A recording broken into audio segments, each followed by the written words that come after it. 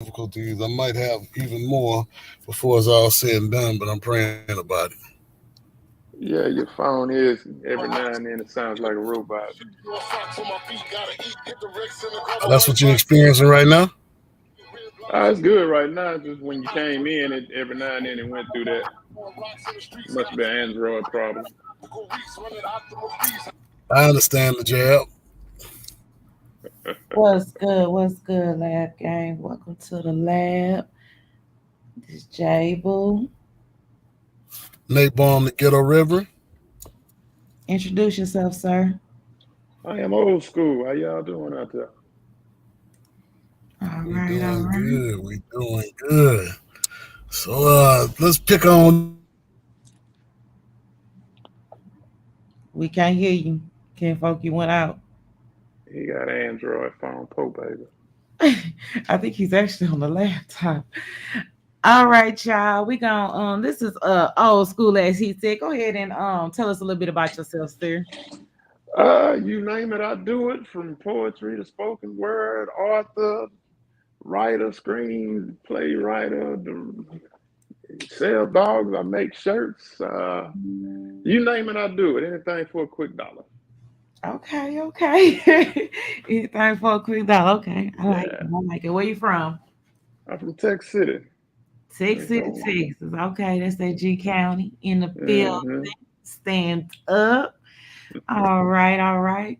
So we brought you here tonight because you got a movie coming out.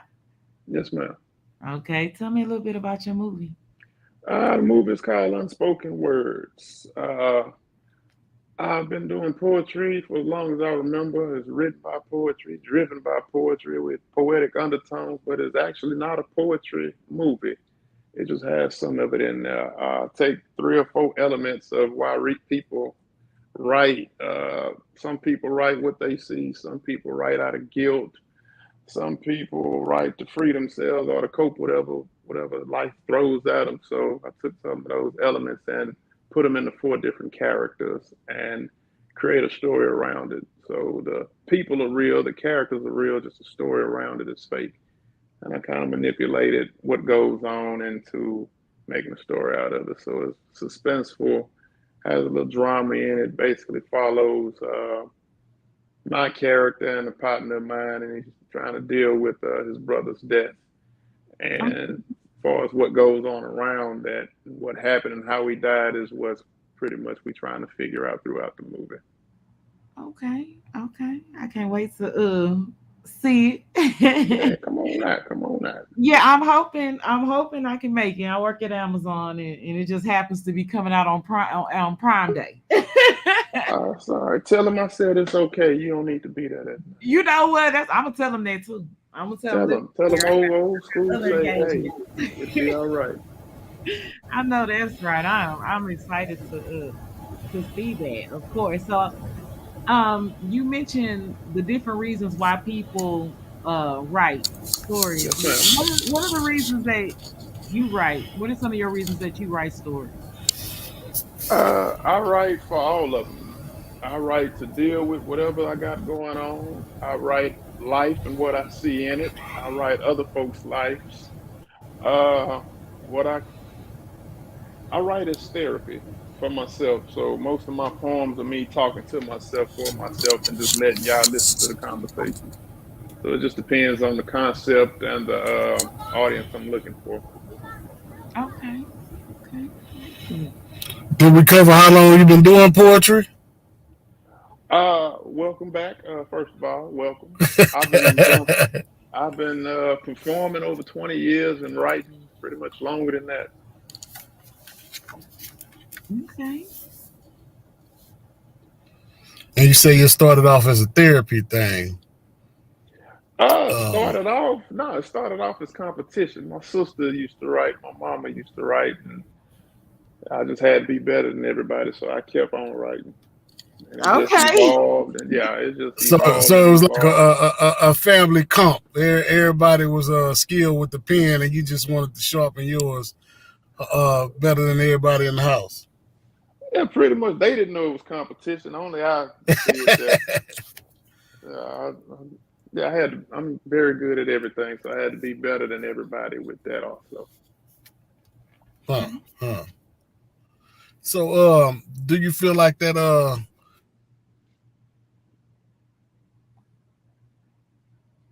He know what Must I be an Android phone, po baby. do. Okay, so tell me what's one of your favorite performances that you've done. Oh, baby, I've done a lot of performances. Just you wait a minute. Now hold on. How old Yes, are you? ma'am. Cause you don't look that old. Oh, you think I am? I'm not that old. I've been old school or any name synonymous with that since I've been in double digits.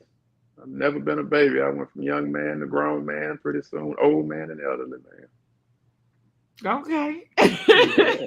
Yeah. But yeah. Uh, what was the question again? What was one of your favorite performances? Favorite performances. I don't have a favorite. I just have different performances I like every now and then. I've performed in front of a lot of people or less people. I also, I don't know if you remember Real Sex back in the day that used to come on HBO. No. Okay. Real Sex back on HBO, they used to have what they call the Punani Poets. I travel the nation Oh. with them and do different shows also.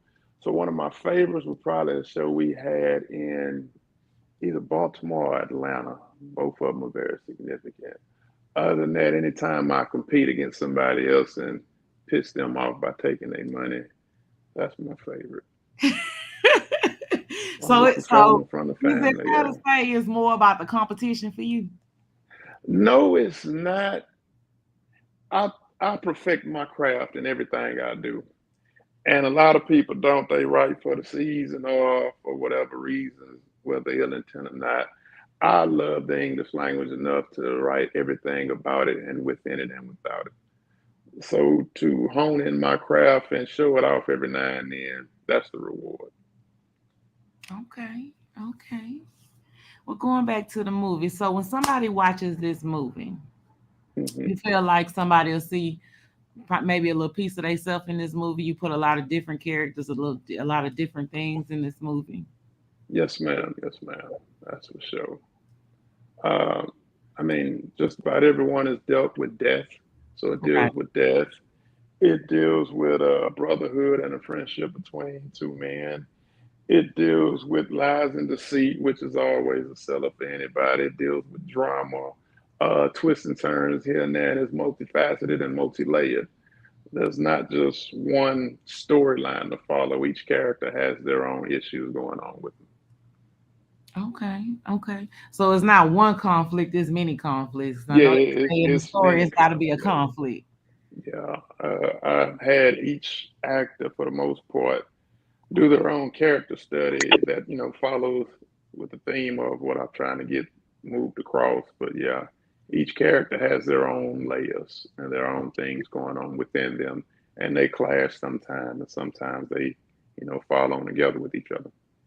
Okay. Is there any love story, any part of a love story in here? Somewhat. Uh, So what? Okay. You gotta give a somewhat. good love story Somewhat. now. No, it has some love. You can't go nowhere without love. Right, Yeah, right. yeah, So yeah, there's a yeah. love story in there. There's a decent little scene up in there a few women might enjoy. Okay, okay. Yes, That's man. what's up. So is this one of those based on a true story projects, or is it inspired by people you know? How did you come across the story? Well, Y'all laughing like y'all originally, already talked about this. Well, well, I've had well, the pleasure of seeing the preview. You know what I'm saying? So uh-huh. my question is gonna be loaded questions here. Yeah, his Yeah. questions are loaded. I will say this. It started off, me and my partner started writing something, I want to say in 2013. His brother and his father was killed. And we was going to write a story similar to that, and for whatever reason we stopped. So a year or two ago I ran across the old emails. I called him up. I say, let me do something different with this, and I went totally different. So after I figured out what direction I wanted and the overall theme I wanted to get across, I curated the characters around that. Okay, why do people write poetry and spoken word for what reason? So I have this character, he's dealing with death, so I want his poetry is more about coping. I have another character, he deals with life and what he sees, so his character writes that. Another character is just feeling guilt about something. So the poetry around it drives the movie. I haven't seen a movie quite like that. We have Love Jones with poetry in it, and a couple other movies with poetry in it, but not poetry is the soundtrack. Poetry is the undertone. Poetry is what the character speaks also. So that Hmm. makes it different in itself. I like that. I like that because I like poetry, jazz, blues, all that. Kind of I call it culture stuff. Yes, ma'am, man. All everything's original. The soundtrack's original. The sound design I did myself. Editing, I did mostly myself. You name it, I did it and had my hand in it. So it's totally mine. Is this your first movie? Yes, ma'am. Where did you learn to do all this yourself? Baby, when you can't count on folks to do it for you, you have no choice but to do it yourself. I So know. I literally did 18-hour days sometimes, learning, and every time I learned something new, I went and changed something. So I now am my own production studio if I want to be. So I know So, about color, lighting, composition, shooting for the edit, you name it, I can probably do it. Oh, being that I've had the chance to check it out, preview, um, that's crazy, man. So all of these things that I see in this finished project, which is phenomenal, by the way, is things that you've learned on the fly, off the cuff. Yeah. And you haven't seen the finished product. I've changed it since then. Oh, okay, all right. Well, shit, I'm looking Yeah. forward to it. Yeah, I've changed a few things. Once I learn something, okay, since I'm doing it all, I can go back and change anything at any time. So I've added stuff here, grabbed a scene from here, from there, went and reshot something. And yeah, I have nothing but time. And I'm a perfectionist. So Hmm. if I don't like something, I'll change it. I'll just cut it out completely. So there are scenes that didn't make it, but it happens. But Right, right, right. the most fun I've had in a long time was filming this. A that's long time. amazing. Yeah, That's we had some really fun. amazing. We talking having the police called on us. We trespassing for some shots. We shooting at 1 in the morning. Taking off from work. We had a bar. I had my cameraman riding on the hood of his car just to get a shot I wanted. Now Whatever shot I I want. know you got behind the scenes then. There are some behind the scenes, yes, but We got a the blooper fun reel. part. We got a blooper reel to look forward Yeah, to. yeah, yes, we do have a blooper reel. After everything is done, we have a blooper reel. I But love That's it. the what's up. moments that are not captured are what's priceless. I got Hmm. to capture the police pulling up for trespassing. I got to see that. Yeah, they pulled up, and what's worse is my partner had my pistol. I had the bullets, but they didn't know, so it could have went a whole lot Oh, worse if yeah, they'd actually looked and Yeah, stuff. Yeah, yeah, yeah, yeah. I man. definitely understand. I definitely understand that. yeah, How long yeah. did it take you to shoot this from beginning to the end? Because of COVID, we were stretched out, so it beginning to end, it took about a year. Hmm. Okay. Shit, Yeah, hell, that sounds good to me for somebody who doing this for the first time. yeah, it took a Right, year. right, It could right. have been shorter, without COVID, but about a year. That's About what's a year. up. That's what's up. Well, I tell you That's what what's up. we are gonna do. We are gonna show the trailer, if that's okay with you. Yeah, go ahead. I made it. Let me get that. Oh, the Let's check it trailer. out. Let's check. We gonna But show I Let's, mean, the trailer. I've had pure hell with this film, and it's the best headache and worst headaches ever. I actually deleted the whole movie because of my OCD. Oh, wait a minute. I was completely finished in January, and I was doing the trailer, putting the trailer together, and everything was finished. I went to export, and it dumped a bunch of files in this folder I was using. And my OCD, I don't like clutter. I looked at them, I said, well, I have these files somewhere else. So I thought I didn't need them. So I deleted them permanently because I don't like looking at a bunch of junk. And it turns Right. out those were my edited files that's actually in the film. So I deleted the whole movie and had to start all the way over. Oh my God. I mean, Thanksgiving, I was on my Gotta computer. tell me where you found where you found the strength or the I don't really know what the word is because I probably would have been just overly Yeah, that takes a certain level of resilience to get back in there and re-edit and recut a whole movie. And re-edit, I'm recut. not a filmmaker, but I do understand a little bit when it comes to music. So music only being a part of it, I can only imagine how much you had to go through to get those scenes back the way you wanted them.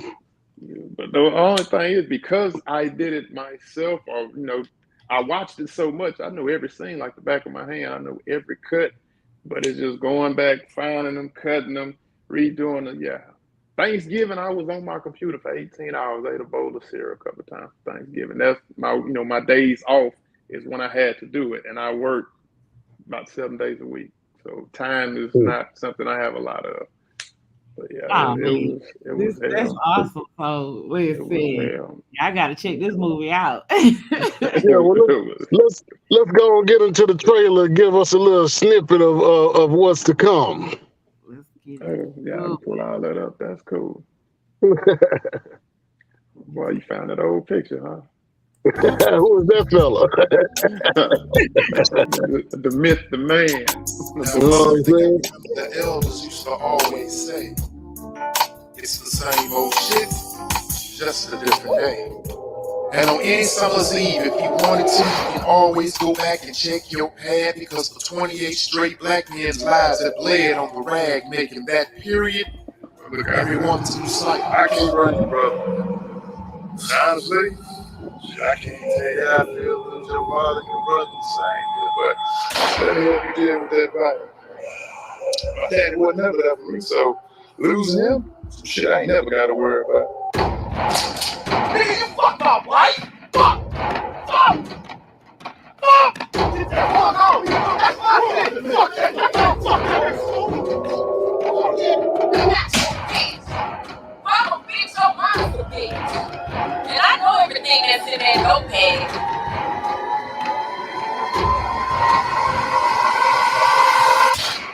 He at school. This cat was spitting porridge out that bag. That's why I charged him up at the club that night. Yeah, I see you back up a little bit. Something ain't going right at all. You ain't going, you ain't going. So it seems now that deception is the new grudge. Society is the new judge. And they say blood is thicker than water, but blood is that new mud, and mud is that new shit that your name is drugged through. And bullshit people are those that pose as friends and Hey, motherfucker! that love you. Your daddy should have wore rubber, tied it in a knot, and threw it against the wall. It comes in wallpaper. Who the liar tell the truth and an honest man lie. Seen a weak man overcome and a strong man die. Seen a sinner render aid while a Christian stand by witness the guilt. Okay. I was all into that. It seems like a nice picture there, man. Yeah, I appreciate you. I can't wait. Yeah, expensive cameras. I had to buy all the camera equipment. Yeah. So from scratch, you went out and got everything you needed to. I heard you say you bought all the equipment. So before you shot this movie, you had no shooting equipment. I had when I first started. I was my cameraman is actually a photographer. He's not a videographer at all. Chad. First scene we did. Shout out to Chad Sanders. He do be shooting them pics around the city. Now hit him up if y'all need that. Yeah, Cliff Shutter holding it down. So the first guy, he shot one scene. He was decent, but he ended up double booking us, and we got into conflict, and he got cussed out and fired. That was another guy. His audio was trash. He got cussed out and fired. So I ended up having to buy every. I told Chad, find out what I need to match the quality of what I already got, and just send me the bill. So bought all the equipment, and we just went from there, learning everything on the fly. I have about 7, 8 years of art history and experience, so I know color, some of the stuff like that, but I know it towards art, nothing as far as in the film realm or industry. So I had to learn it all. I didn't know what raw footage looked like for the first time, Mm. and it looked horrible to me. But they told me that's normal. So, but yeah, I had to learn it all, and I had an editor at first, but he took it as far as his experience and knowledge could take it, and it wasn't good enough for me. So I ended up re-editing it and redoing it all myself. Mm. Hey, That's what's up. can't find somebody to do it right. You got to do it yourself. I feel Well, the worst thing you can do is give me the opportunity to learn something I pay you to do. After that, I don't need you no more, and you're out of money. Goddamn. That's honest. If Look, I can do it, I don't need just you no cause you more. learned it don't mean you can't pay a nigga. Come on, I do it. Well, I mean, that's like this guy I know. I need my patio done. If I learn it, I don't need you no more. I You dig understand what I'm that. saying? I dig that, man. He better You go get on understand? his job, man. You know what I'm saying? It's not. I'm not lazy. I'm just tired. I work every day for the most part. Yeah, yeah, But that's if I what's decide I'm up. gonna get out there, I'm gonna do it. I had a guy, Hispanic dude. I needed some tree. My bushes pulled, my trees trimmed, and my grass cut. And he want to charge me $300. I say, man, I'm not gonna pay you $300 for something I can do. I say, I'm not. I'm not lazy. I'm just tired. I don't feel like doing it. You have machines to do this. I don't have the machines. And he didn't want to come down on the price. I said, okay. So I told him to leave. I grabbed my handsaw about that long and cut all the bushes down in front of my house and then threw it in the front yard, took a picture of it. I said, how much it cost to come get it? Yeah, I tried to use somebody's trailer, but they couldn't get it to me. yeah. Yeah, Damn, that's right. man. Yeah, Seem like cats be unavailable around here, yeah. man. I got some unreliable Whoo. friends. Oh, boy. Yeah, So damn, man. yeah, Shit, man. I paid him. Hey, bro, man, let's meet up. Man, we're gonna Yeah, meet up and go. Hey, we're gonna meet up and go confront this guy. we need to do something because I You know was gonna what have I'm to go saying? pick it up. Then I didn't have a 2-inch hitch, so I paid this same Hispanic dude $100 to come haul it off. Damn. let me Yeah, take a man. second, y'all, to apologize to the wisdom community. We are live on Wisdom as well. The first 20 minutes of our interview was for some reason not broadcasting on Wisdom. But we back in there and welcome, So welcome big back. ups to our wisdom community.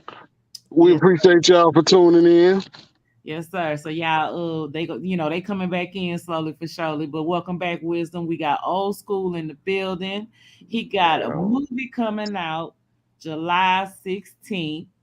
We're gonna let y'all tell. We're gonna let him tell y'all. Give it to us once again, sir, for the people on Wisdom. I apologize for that, Wisdom. yeah. I don't know what these folks said on Wisdom.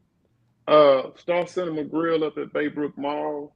What is that? Clear Lake, July 16th at 7 o'clock. That's where we'll be. You can get tickets on Eventbrite. Just type in Unspoken Words movie in the search bar, or for those that may or may not know me personally, or Nate, y'all can get in touch with them. Y'all can get some physical tickets. Yes, We're sir. gonna have a good time. We're gonna make it a So red yeah, carpet holler at fest. me. I will be in the building. You know what I'm Yeah, hold saying? me The whole down. cast will be in the building. We will have Hmm. a nice crowd and cipher afterwards. You know what I'm Yeah, saying? So everybody show up and show out.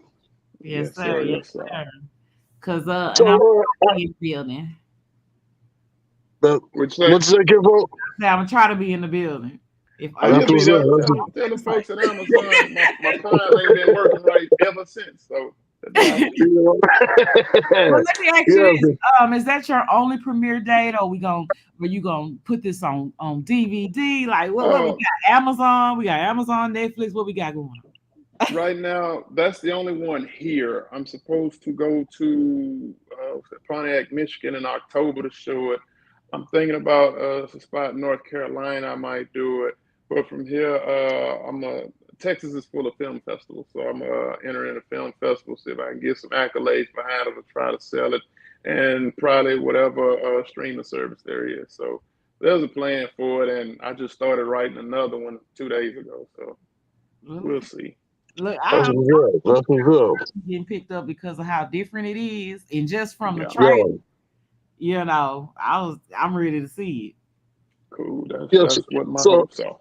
So the poetry community, um we see that it's a lot of in-depth people, you know what I'm saying, very intellectual. So how we set this movie apart from some of the other things we've seen, like the hip hop musical type movies and stuff like that? Are we gonna break Um, out in song? We ain't gonna break out in No, song, or no, no. One, I don't care too much for musicals. So the soundtrack behind it is original music. Some of it is by you, of course. Some of it is some Ken folks, and some of it is my own soundtracks.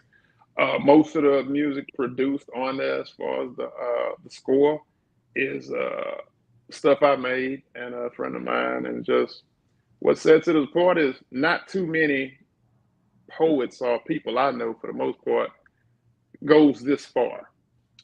right? There are some people out there that made film. I've seen some of them. My thing has always been, just because it's low budget, it shouldn't be low quality. That doesn't equate. What I don't Mm, have in budget, I have to use imagination. What I don't have in a major studio, I have to rely on the words. What I don't have in any A or B class actors, I have to rely on my dialogue and what I know for sure will work. I've been writing over mm, 20 years, and I'm pretty confident in my ability as a writer. So the cinematography, everything I can control like a science project. I treat everything the same way. All of my controls and my variables. As long as my controls are strong enough, my variables I can play with. So I mm, can't help anyone's acting ability, but I can control this drone. I can control the angle of this shot. So the different shots, I mm. know what the close up is for, the far away shot is for, I know 3/4 shot is for. If I want someone to appear as an authoritative figure, I shoot him from down below. It's where he's being looked upon, as a greater figure. So the different shots, I have to rely on my imagination and what I can do, and not what people can't do. I like that. That sound good. That sound good. I mean, even though that is true, you got some pretty talented folks in here, Oh though. yes, yes, yes. I have all the actors. The cast is wonderful. I was 'Cause I was very just finna surprised. ask too. I was just finna ask, was it anybody who what was less than a good actor, and you could still make I it. You ain't I gotta say would names. I wouldn't call anyone less of a good actor. We have some actors that need strengthening in some spots. Okay. So Mm, they all came willing and ready to work. Some need strengthening here and there. Some can take critique more, I won't say more better, but better than others. Mo Uh, better. yeah, that's why I say more better. Excuse my English language. I've been drinking. But all of them have their strengths.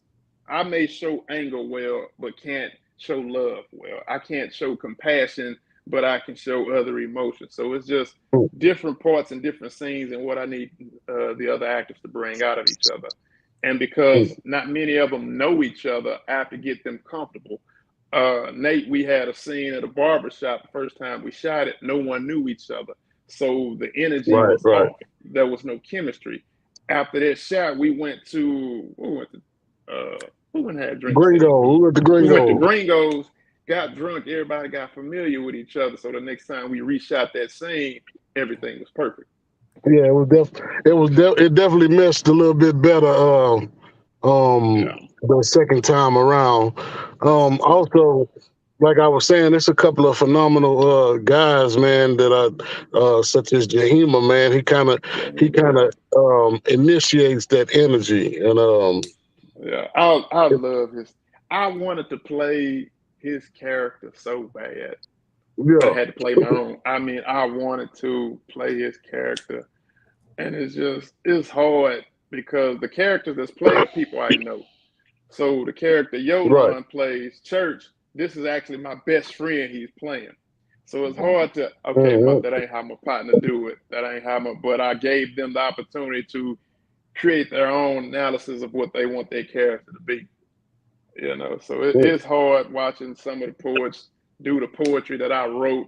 Okay, I didn't write it like that, but I have to give them the freedom to, do what they will with it. So some can be Yeah, but hard, that was but my next question. That was actually my next question. I heard you say you control the dialogue. So I heard a yeah. couple of pieces in the trailer. Of course, I've heard more. hmm The author behind all the pieces in the movie would be yours truly. No, no, no, no, no, no, no. Being funny. No, Yeah, I I mean wrote you. the character Church. My partner that helped me with the original storyline, his character does his poetry. So that's Jatard Green. I think there's Hmm. 2 poems in there. Everything Okay. else is mine. And the reason I Okay. done that, I didn't want everything to sound like I wrote it, even though I can change cadence, I can change the way I write. I wanted it to be as authentic as possible. So this is my partner. My partner writes also. I'm going to use his poetry in it, and he gave me the freedom to do that. So That's what's that up. was That's cool. what's up. So I didn't want anything to sound like I wrote it. Well, not everything. So Right. that Right. was a Right. cool part. I took a poem I wrote 20 years ago and a poem I wrote 1 year ago, and everything about them is completely different. So that's how I tried to stay at least as authentic as possible to these different characters have these different poems. They don't sound the same at all. Right. Okay. And I Yeah. That's coached what's it. up. So let me ask you, if just let's say I was a person that don't really care too much for poetry, hmm do you think because you created this movie, do you think that a person that doesn't like poetry would still enjoy this movie? Oh yeah, you can hate poetry and not care. It's not a lot of poetry in it. It's just I'm a poet. I wrote it, so I put something in there. So it's not poetry down your throat. And a lot of people have a simple misconception about poetry as Shakespeare or I Right, don't know right. who else, whatever. Roses are red, violets are blue. Yeah, Rose of Reds. I do spoken word. Yeah, poetry, that's spoken word. Poetry is what's written. Spoken word Right. is what's written for a stage. So Mm. there Okay. are some performance pieces in there. Some may be, I don't know, maybe someone's conscious talking to themselves or just a dialogue over. So it's not poetry down your throat. It's not a poetry storyline at all. Like I say, Yeah, it's a we're not partner working with dealing. death. Yeah, it's he dealing and trying to grieve and trying to figure out what happened to his brother 10 years ago and trying to, okay, this layer, this happened. He might know something. He don't know something. So not trying to tell the whole movie, but Yeah, don't tell us, it's don't tell fun. us. Yeah. Yeah. Yeah. Yeah. Leave some for imagination. Yeah. But like I say, all of the characters are very, very real. And the funny Right. part is the actors that played, they're really close to who they really are. Really Come on. close. Really close. I mean, yeah. So this is a situation where art imitates life, or Yes, vice it is. versa. Yeah, art Huh. imitates life. I mean, every character has some Mm. similarities with the actors that play them. Every last one of them. Well, I saw in that trailer you got the shit slapped out of you. You don't be going around getting the shit slapped out of you.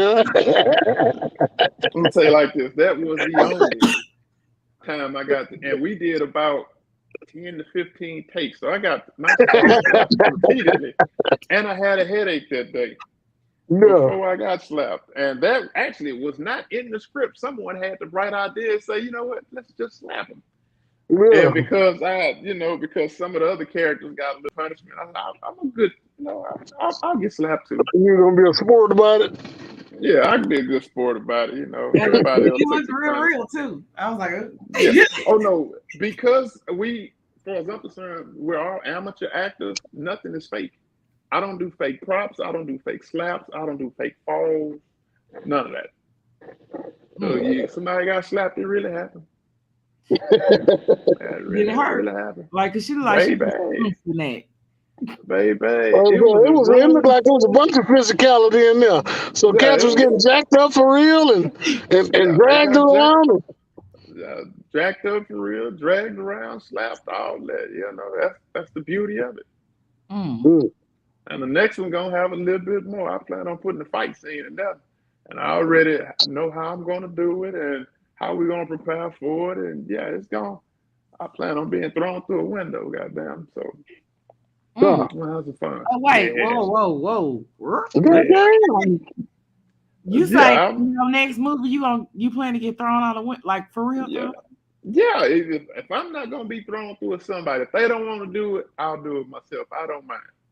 Wait, so okay, hold on. So like the crow thrown through the window. You say through it or just like out of it on like Through it, glass shatter.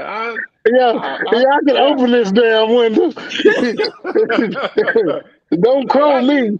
You can look. at least Big Red for 5 Heartbeat. Open the window. I'm sorry. But no, look, Ooh, okay. like I say, what we don't have, I don't have a CGI. I don't have a big budget studio. I don't have breakaway glass. Now, if I can find it and buy it, of course I will. But if Man, not, look here. You gonna have to, man. You can't throw people through no real Yeah, window come pane. on now. watch me. What if that don't work? Watch. What do you You gotta gotta do understand. then? You gotta understand. And Nate and Nate can attest to this. We grew up in the project, so I used to Mm-hmm. jump. You remember what the office was on the corner? Uh-huh. The 1-story office. I used to jump Right. from the top of the projects to that building, and it was Yeah, what we did. about a 7 foot Yeah, gap. Oh yeah. people need to know. I forget what they call that shit now. Where motherfuckers be jumping from side to Yeah, side and climbing jumping up the side wall to and shit. side and climbing. We I already used to done do that. that. We We used did to do that. that. Oh So yeah, I'm was gonna bad bring as some of hell. that back. Yeah, I'm gonna bring. I can't. I once took a bucket of gasoline, poured it all over the park in the back, and set it on fire. Oh Lord. So we had fun as kids. We jumped in the pool. So I'm gonna bring some of all that old activity I used to do back. I think it was good training for what I can do Yeah, now. I mean, shit. Need to throw talk your friend into going to jail scene too. 'Cause Yeah, Yeah, I might throw a little rock fight in there or something. you know what I'm Curb and rock. saying? Go to a But rock yeah. pile and try to get a bulldog out the pound. I once had one homeboy. We had this dude across the street climbing inside this house. He picked up a piece of the street and said, "Watch me hit this motherfucker in the head," and threw it and actually hit him in the head. So Damn, I wonder who that was, man. yeah, you know what I'm saying. So there's many stories that was bad as hell. I can bring to life. It was all You fun know what I'm and good, saying? Hey, but you know what I'm saying? but I that's know the y'all fun got part. plenty of ass whoopings out there. Well, yeah, we got to get caught first. Yeah, that comes with the But territory. the fun part about being, I hate to call myself a filmmaker, I'm just having fun. And the more of Yeah. these stories people tell me that we used to do that I can recreate, why not? I mean, I write very well as far as I know, and people lie to me and tell me. But there's not many people that go all the steps. A lot of people have the idea, won't you do this, won't you do that? But Right. when it's time to put foot to the ground, nobody will do it. I'm Hmm. that person that'll say, whatever I start, I have to finish, regardless. And it's normally me by myself, I'll do it by myself. And that's how I've always been. So my first book, somebody say, why don't you write a book? Cool. My second book, my first book is all a bunch of stuff I had. I put it together. My second book is different concepts I wanted to play with. The only reason I got a third book is because one story didn't make it into the second book. I don't know how. So I wrote a whole nother book just to put that story in there. And where My you fourth book, available at for the public? they're on Amazon.com. Old School Sex Tools, Volume 1, 2, and Huh? 3. And What? old school sex tools. I write very sexual, sensual poetry. I'm known for it. And my last book is called hashtag Poet Ol Skool. Hmm. It's Poet, Poet Old School, Olskool, and Old School Sex Tools. Yeah. I'm gonna have to go check this out. I used to be good. I also have CDs. I I sell got it. right here. Yeah, I got a copy in the CD. I'm like, oh boy, off of the movie though. You got to Yeah. get your own. You got to get your own, brother. And the CD Nate has, I took Yeah. all the relationships. It's called relationship counseling. I took all the relationships I've been in, made it one big relationship. So when you meet somebody, y'all go out, y'all do whatever, y'all fall in love, y'all get married, have a kid, it goes fucked up, you back out on the street. And the poetry and soundtrack tells the whole story. Mm. Mm. Might do That's what's another up. call, marriage counseling after that. So that was my next idea. And I Okay. know, In case I do I know another. you done took a hiatus. So when is Yeah. the next time? When is the next time we gonna catch Old School on stage? Whew, Lord. Um, I do random open mics, very random, very sporadic where I just show up. I also DJ, so I DJ a lot of events.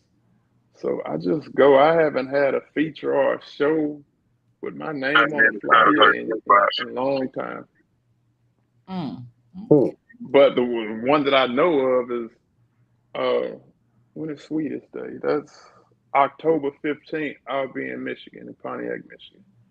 So that's the only one Okay. I know of right now that I'm actually already said I'll be at with Jessica Holter and the Pooh Danny Poets and show my film up there and we're gonna have a show. Okay. But That's what's there's up. That's something what's up. else that's going on. I want to say in Dallas and stuff that I may attach myself to. Okay. Stand up, Dallas. Yeah, Dallas, D-Town. New York, Baltimore, Atlanta, Oklahoma, California. We everywhere. It's just what I feel like getting back on stage or not. But since I put this film out, it's the only reason I'm back on social media. Wasn't on Facebook for years. I Yeah. just got back Right. on. Yeah. I had left Facebook a while too before I started, having to come back for a little business stuff too. Yeah, That should be yeah, bullshit. yeah. I give you that. But most of my, well, I didn't take a hit to my businesses and side hustles, but I know it just could be more if I wanted it to. But my DJ gigs, one gig leads to another. Somebody Right. actually called me about an hour ago, want me to DJ this Saturday. So, Hmm. and my prices ain't cheap. I'm thinking about going up on them. Man, okay, listen. Now run that off again. What you do? You DJ, you write poetry. Oh Lord. You Run name it, I do it. off. You name it, I do it. I make shirts. I can build and fix anything. You make I shirts do. too? Yeah, I do interior decorating. I can look. I collect black art and masks and stuff. My house is full of them. Yeah, I see that black art behind you. That the dude that Ronald Brisk. He the dude that designed. I want to say one or two of Tupac's album covers. I met him online, and that's one of the things he did. Yeah, I that's got neat. another Okay. one of his pieces in one of my other rooms. So shout out to Ronald Brisk. He cool. That's I'll be what's up. remembering, but That's yeah, what's I've been up. having it for a while. But I have my Speak, own movie poster and all kind of junk. Speaking of artists, who around the Houston area should we be looking out for? Like, who are some of your favorite spitters, if you will? Sadly, my favorites don't even perform really. Hmm. Uh, Deuce Daddy, everybody know him as Mayor Johnson, Tech City, cold Yeah, straight yeah, cold. yeah, yeah, My partner, Jatard, the one I actually called Church, one of the yeah. coldest. There was one guy, he all right, he used to be a rapper, but he Hmm. decent now. He won a little trophy, a little piece of equipment. He don't know how to act no more. Been Oh, trying to get yeah. him. Yeah, What's that yeah. man name? Just Nathaniel or something like that. Franklin Nathaniel Cohorn or something like that. But It rings a bell. is that what it is? Okay, but yeah, he's decent. It's just the reason I like these folks are because they're not they stray away from the norm. Right. Frank, you yourself, you come from, the rapper background. I don't know. You stop with that old whatever you tell everybody, the declaration. I'm a rapper, not a poet, or not a poet. I'm a rapper. But I'm all about Well, content. I say I got musical bones, but a poetic heart. That's all fine and dandy, but I've been listening to your music well over 20 years.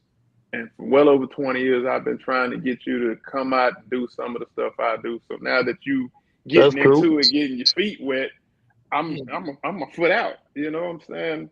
I've Yeah. done the open mics, I've done the shows, I've traveled. I'm my next stage. I don't want to say filmmaker, but I needed a new format. The only reason I wrote a film, I needed a new format to write in. I got Yeah. By tired the of way, writing that poems. yeah. By the way, that is true. I think when I had my interview, if you remember, Ken Folk, Yeah. this is the artist who Yeah. I pushed remember you me for saying. years Yeah. to get into it. Yeah. So yeah.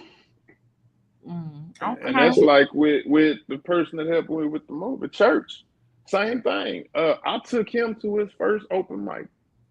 Hmm. Uh, he was so overwhelmed, he had to go smoke in a car. I gave him the name Church, and now since then he got a deal with Pepsi that he's doing.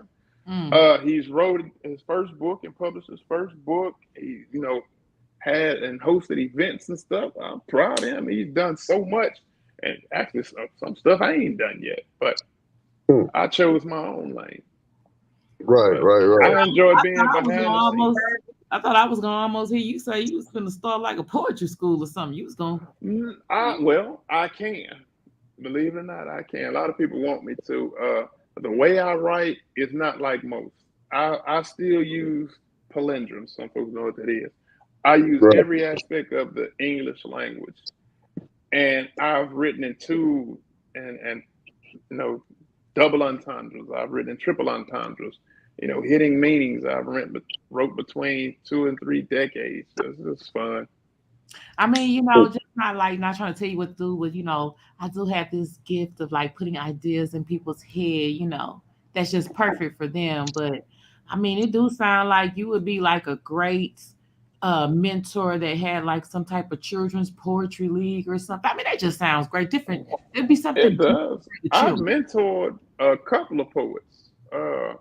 I hate to say mentor, but I've helped them out, and they ask me how I do this and that, and giving some exercises through Messenger and stuff like that. Uh, I don't write often, maybe one poem a year, but I exercise just to make sure I still got a little something every now and then, and challenge my. If I wrote the same way I wrote 20 years ago, now I've wasted 20 years of my life. So Right. I challenge myself with, okay, what can I do different to separate this person from that person? Myself is that person, of course, Right. Right. Right. and and do that. So my last poem is probably one of my best poems I can say, but it's meant to be read, not said. Hmm. It's Okay. every verse is a triple entendre. I call it 33 and a third cubed. It's three different concepts I combine, written in triple entendres, written over 3 decades or 3 generations, and it's three different hidden meanings behind it. And it's dope as shit to me. Wasn't Hmm. nobody read to the likes of that. But yeah, Okay. Okay. Yeah, that's what's up. Speaking of hidden meanings or not so hidden meanings, what do you want people to uh learn or from you or just in general? What do you want people to get out of the movie? the movie. You never thought about that. I just want folks to be entertained, uh, and to listen to everything that's going on, because there is hidden things in the movie that I put there purposely. Okay. So if it's watched once, you're gonna miss something. Uh, Hmm. every word is placed there purposely. Even Hmm. with the dialogue, certain things are said that you have to catch. Even with some of the scenes, certain things are shown or seen that you have to catch. So uh, even with some of the actors, I couldn't let them stray away from the dialogue. Some stuff I let them play with because it's more of I'm trying to get this point across instead of I'm trying to get these words across. So as long as I get the point across, I'm good. But other scenes, no, I need it said directly the way it's said because it's like that for a reason. Hmm. Okay. But I just want people to learn from it and just have fun. I mean, somebody that most of them know done something they haven't done or is not done often. A whole film is that's a big deal to some people. With me, I'm still not impressed with myself. I think I got some more to give. Mm. Just stay pushing yourself, huh? Yeah, I'm not excited by it yet. I'm just okay. What's the next phase? That's how I am. Yeah, So, they what, say a champion is in competition with himself, not with others. right. And that's what it is. What else can I do? So the one I'm writing now, how can I make this one better than this one instead of it being like, any other movie, with a sequel, the sequel isn't as good. I want it to at least stand up against it. Hmm. Okay, so is this next one a sequel, or is it a fresh concept?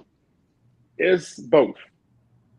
It's a sequel where I can Okay, tie up loose ends, but it probably won't have the okay, same storyline. So got you, got you. because I'm the editor and I have footage, I'm like, well, I got a third of a movie I already shot if I use some of the last movie. Right. Hmm. So I can use the same characters, I can use a similar storyline and go from there and write a whole different movie. So Hmm. it's a sequel. It's not the same storyline, but the same characters, yes. And I can introduce new characters if I want. I can kill off some other characters, that I don't have to use anymore. I mean, it just is what it is. Like, one of the It's best one of time the to char- carry on. yeah, one of Yeah, the characters. If I have someone separated in this movie, okay, I can have them fully divorced here. Right. yeah, If they're divorced, okay, I can have them kicked out of the house here. I can have them yeah, have the home here. I can now have them on child support if there are children in it. I can yeah. use some of their scenes as a flashback, and just throw them to black and white. So And some there's people a can whole just lot. die. Right. Some people can Some just die. niggas can just Some die. people can just die. Some people you can think they're dead, and just have Right. a scar. So Hmm. it's just there's so much I can play with because I'm doing just about everything. What do you I mean? want to take So you got Tupac in the movie? well, something like that, something Let me like that. find out. Let me find out Bishop in the back scenes. Hey, I'm just saying. And I don't want to make it seem like I'm doing everything. It's just as far as behind the scenes work, it's mostly me. Yeah, I yeah, had yeah. another editor, like I said. It's just once he couldn't take it where I needed it to go, I took over. Then after I deleted everything, of course, I did everything. For the sound design and scoring it and all the sound effects, everything you just heard in that trailer, I put there specifically Hmm. with my mouse, with my clicker. There's no, okay, let me put this layout here, this blueprint here, and this, moving a puzzle. No, everything I Wait, had did to we pick, miss something? find. Did we miss something in the trailer? No, you ain't missed nothing in the trailer. You might have. You watch it again. Yeah, sure. I was into it. Yeah, I see what. Yeah, But yeah, yeah. it's written. Man, I tried to get somebody to send over some clips to give us a preview, but we just gonna play the trailer. You Yeah. know what I'm saying? I mean, Don't be trying to make him give no exclusives over here. yeah. Don't do hey, that. look, man, Did in you the ask lab, Spike you Lee? gotta. Hey, we known for pulling lab exclusives. Hey, did you ask That's Spike true. Lee? Did you ask Tarantino? Did you I ask ain't know that nigga. Scorsese? I ain't know Did that you nigga. ask Tyler Perry? I don't know. I definitely don't know that nigga. And So, that's another thing. I watch interviews a lot. I watch not documentaries so much. I watch a lot of these interviews of actors all the time and directors all the time to get my knowledge up and know which way I want to go. I mean, what's already written and said is better if you don't have to think of it. So I go watch these actors and the dialogues all the time. Okay, this is something I can try. What he said, I remember this. So my desk was literally full of sticky notes of different things I needed to try. Put this there, move there. When I created a storyboard in my head, so it's a lot that goes into it. A lot that goes into it that I just did. So are you gonna make a career out of filmmaking? You think about doing films for other people, or it's just one step at a time for you? That's a hell of a question. If First question, if it paid me enough to sustain my lifestyle, yes, I will. Okay. Uh, Doing films for other folks, yes, I will. It's just I know one, I don't have the time a lot of people have. I work in the refineries and turnarounds and Yeah. 7 days a week sometimes. So, like I say, we did some filming at 1 in the morning. Everything we did was after hours, or I took off, and one guy worked for me. I gave him off, but I don't know what the going rates for some of this stuff is that I've done for myself, but Right. it wouldn't be cheap. It would not Man, be I know cheap. it wouldn't be. Man, Yeah. It wouldn't be cheap to direct it. Especially to direct someone else's film, I Well, I have to got a know it movie front and back. idea and I got a couple hours now. And Now, how far can we get with an independent short? well, I mean, you laugh, but even a short takes a long time to do. Yeah. I tell Yeah, anybody, I do not have an imagination at all, but I can build on an idea. yeah, Yeah. So I don't have an imagination, but you give me one idea, I can build on it. Like I say, the film itself wasn't my idea originally. It was my partner. It was his brother and his dad that was killed. I saw it. I said, well, I can build on it. I can throw a story around it. I don't have an imagination. My name is my name in the film. right. Yeah. I mean, that's as simple as that. I don't, okay, what fake name would I call myself? No, I'm just me. And the characters in it go along with who they are in the film. So Yeah. there's a guy named Fables. His name is basically what he is. There's a guy named Shadow. His name is basically what he is. You have to shine light on others for him to even exist. Right. You know, everyone's name in there is a reflection of church. My partner, he grew up in the church. I have no imagination, but I can build on the idea. The characters are very real. I know these people. I can't make Right, up people. I can make up a story. If this happened, how would this person react based on what I know about him? All right. right, write it down. What would they say? Write it down. And that's how I made a complete film. And it was written in 2, maybe 3 months, and most of that was waiting on my Hmm. partner. You know, I told my partner, okay, this is the scene, this what's going on. I need something spiritual or biblical I can put right here. It just feel like it needs it right there. He grew Hmm. up in the church. He sent me something.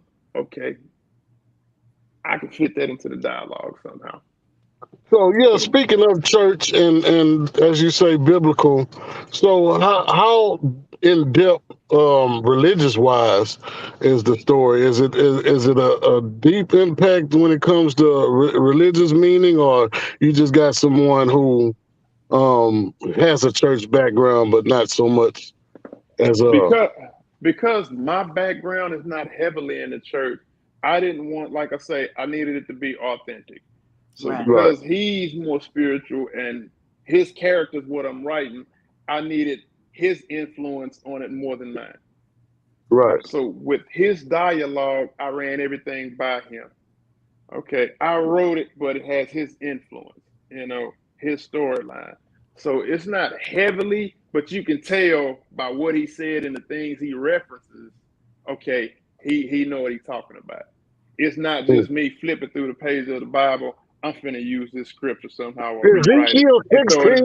You 16:30. know what I'm saying? I'm not finna. No, I didn't want to do a disservice to myself, and I didn't. You get called Sis, out on stuff like that. You know what I'm saying?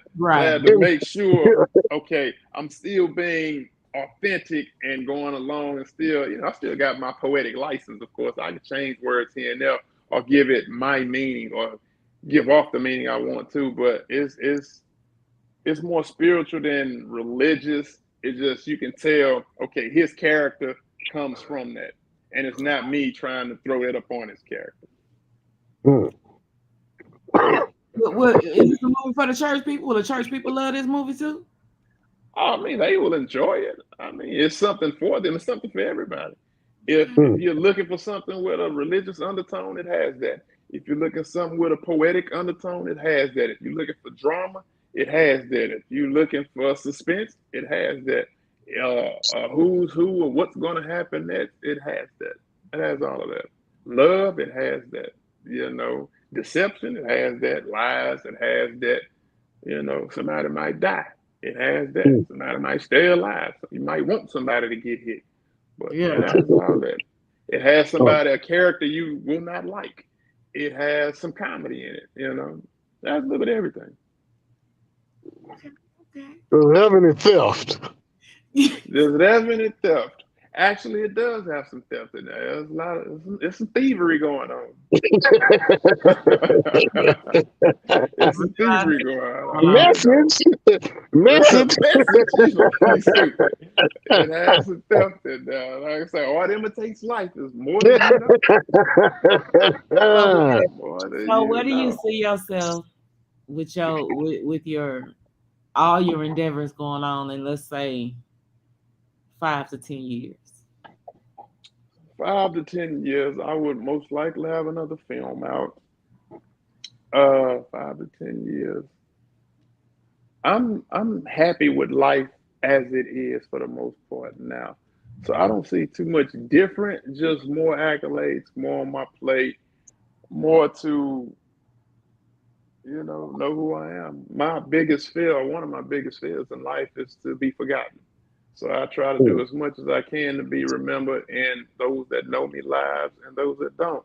So I can be Googled. I can be looked up in the Library of Congress. I have books. So those that don't know me from my books alone, you know that I'm a sensual person. I have 3 sex books. From my hashtag Poet Ol Skool, you know the things that intrigue me. You know the things that interest me. You know some of the hardships I've dealt with throughout life. You know some of my family life. Everything that I've written about is my life and my life on. I have no imagination. So everything that's written, I put on wax. It's me. Hmm. Okay, okay. What advice would you give to just anybody? Based on what? Just like anybody, well, anybody who you're an entrepreneur, really anybody who wants to do what you did. Basically, they have a dream, they don't have no knowledge, and they Do just it. out there just do it. Just do it. I didn't have a dream. I've never I wanted to didn't even act. have a dream.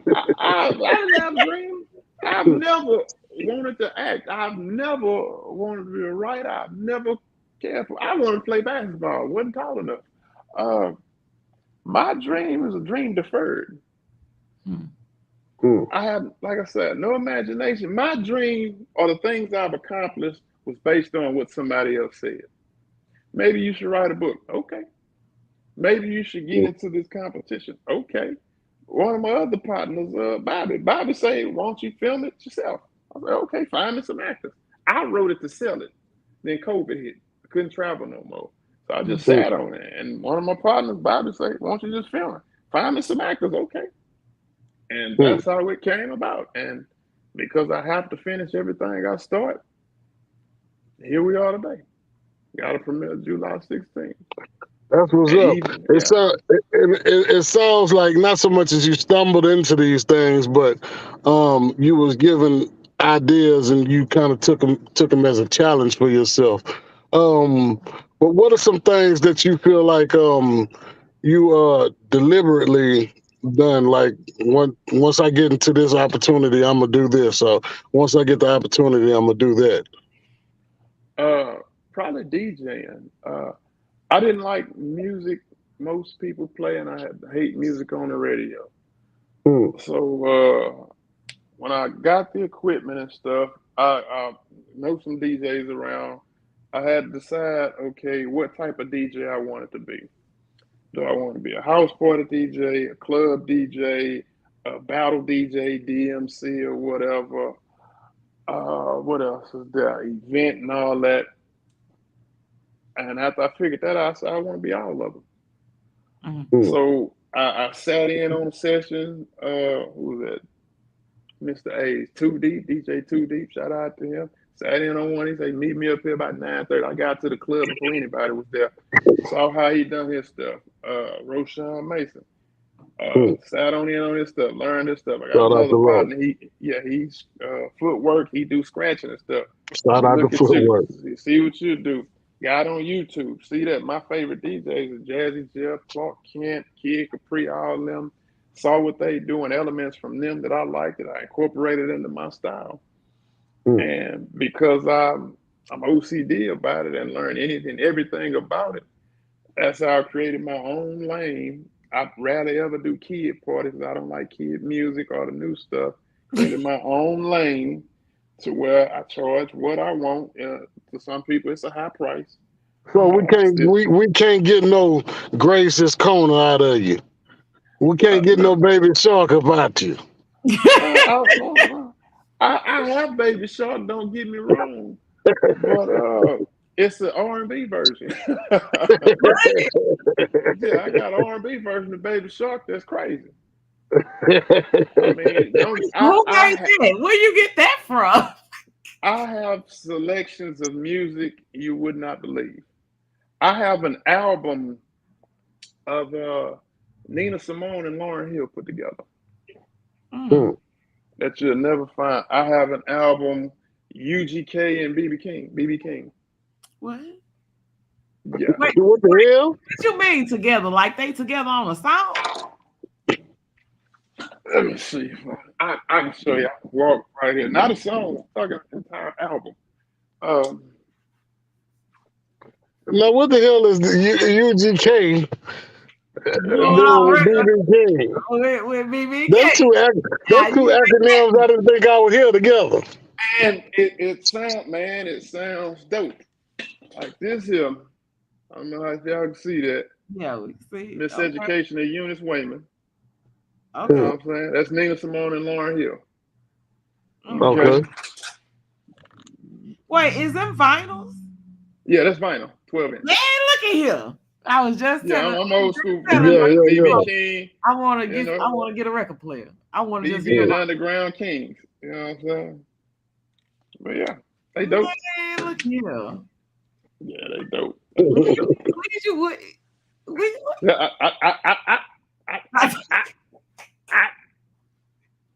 Really? That's why I created my own lane. And the music I play every now and then you won't hear nowhere else. I have some classics. I have music people forgot about. I love my music, and I don't do flash drives and hard drives people asking for all the time. That's a cheat code. I went through hell to find some of my music.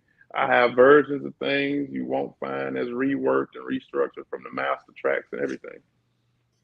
So, because listen, Damon Brown, the reason I take my fiance around, we're gonna have to make sure y'all tap in with our website because we have an Amazon affiliate store, and I am uploading vinyls and record players. Because I ain't gonna lie, what I'm saying, like I said, I work at Amazon, so I've been seeing a lot of record players coming through.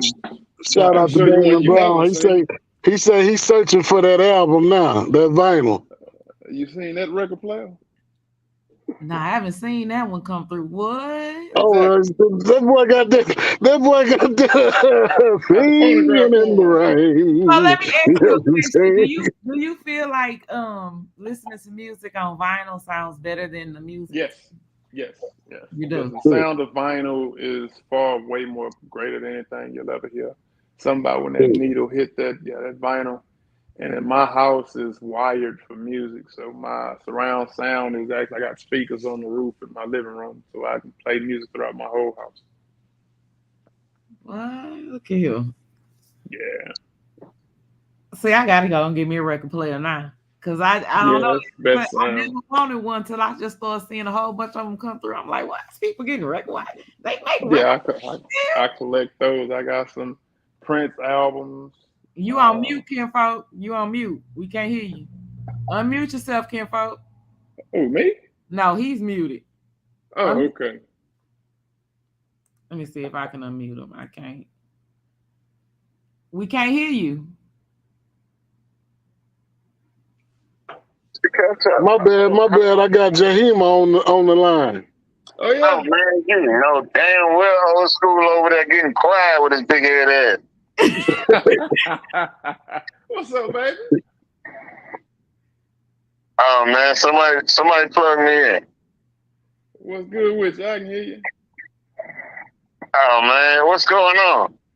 You same old two-step, baby. You know me. Fresh off the plantation. right, look, check this out. The $30 I owe you, my nigga, they really coming your way.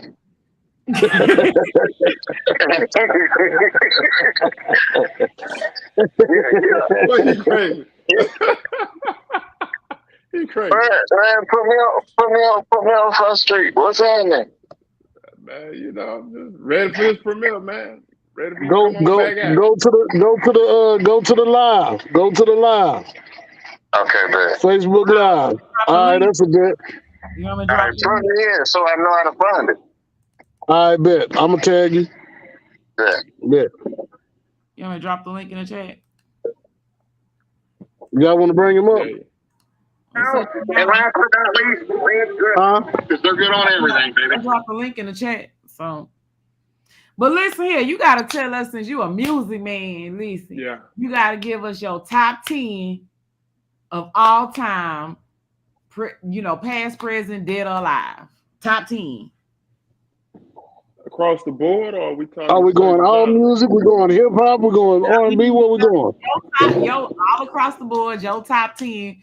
If you only had 10 people that you can listen to for the rest of your life, who would they be? Shit, I can narrow that down to one. Prince. For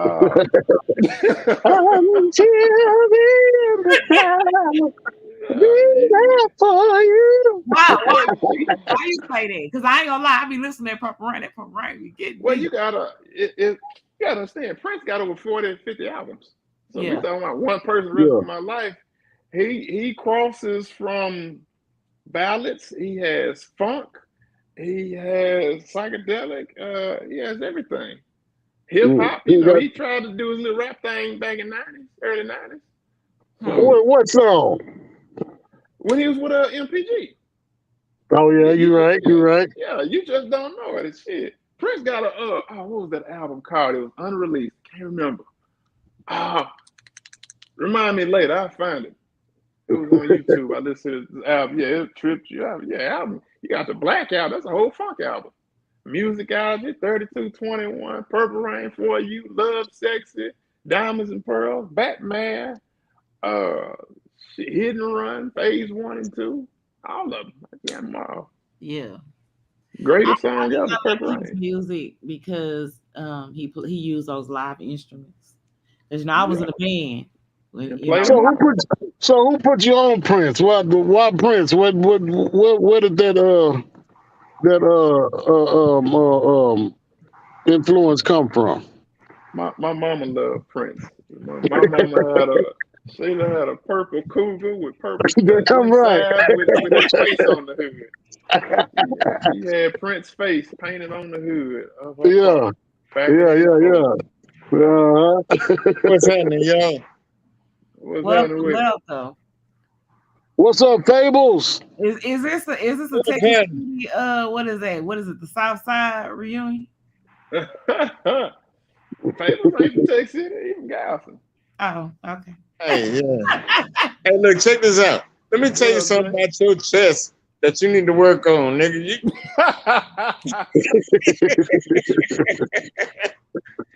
Nah, what's happening, y'all, man? I miss y'all. We good, man. We good. All right. Sir, what pronounce your name, sir? Jaima. Jaima, okay. Are you gonna be in the building July 16th at 7 o'clock? Yes. Okay. 6:59. Okay. So y'all make sure everybody watching, listening, y'all make sure y'all So those who don't know, let us know what part of the movie you play. Who are you? Oh, wait, in the movie? Yeah. Oh yeah, man. I'm not really a part of the movie. The movie a part of me. Okay. That's what's up. I told you. Tell them why though, Jay. Tell them how. Yeah. Huh? Tell them how. Yeah. Okay. Well, it's a part. I'm everybody else's business that I need to keep to myself, and then everybody got one of me. Everybody got one of Fables, everybody got a Right. fables in their life. Mhm. You know Yeah. what I'm saying? So, like, he's a, aggravating, frustrating personality throughout the whole movie. Oh, okay. He think he know everything, but everything know him.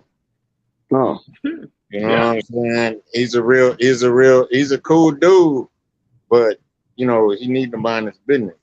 So are you saying you came up here just to aggravate Old School? Yeah, I think so. I think that's Art, what life imitating art, huh? I think. Real talk. Yeah, I think Fables is everybody want to run up against a Fables, but don't nobody want to deal with that long term. So, I can't tell you what happened to Fables, but his name speaks for itself. Yeah, I believe just about the most people that can tell you about life are those that society looks down upon or had the hardest life. They can tell you more and teach you more about life than any scholar or any teacher can ever tell you. So his character is one of those people. He's the society's downfall and looked upon as and so insignificant that even if you see him, you would try to turn your nose up and wouldn't even notice him. He's nowhere yet everywhere at the same time. Yeah, You don't even treat him like a damn man.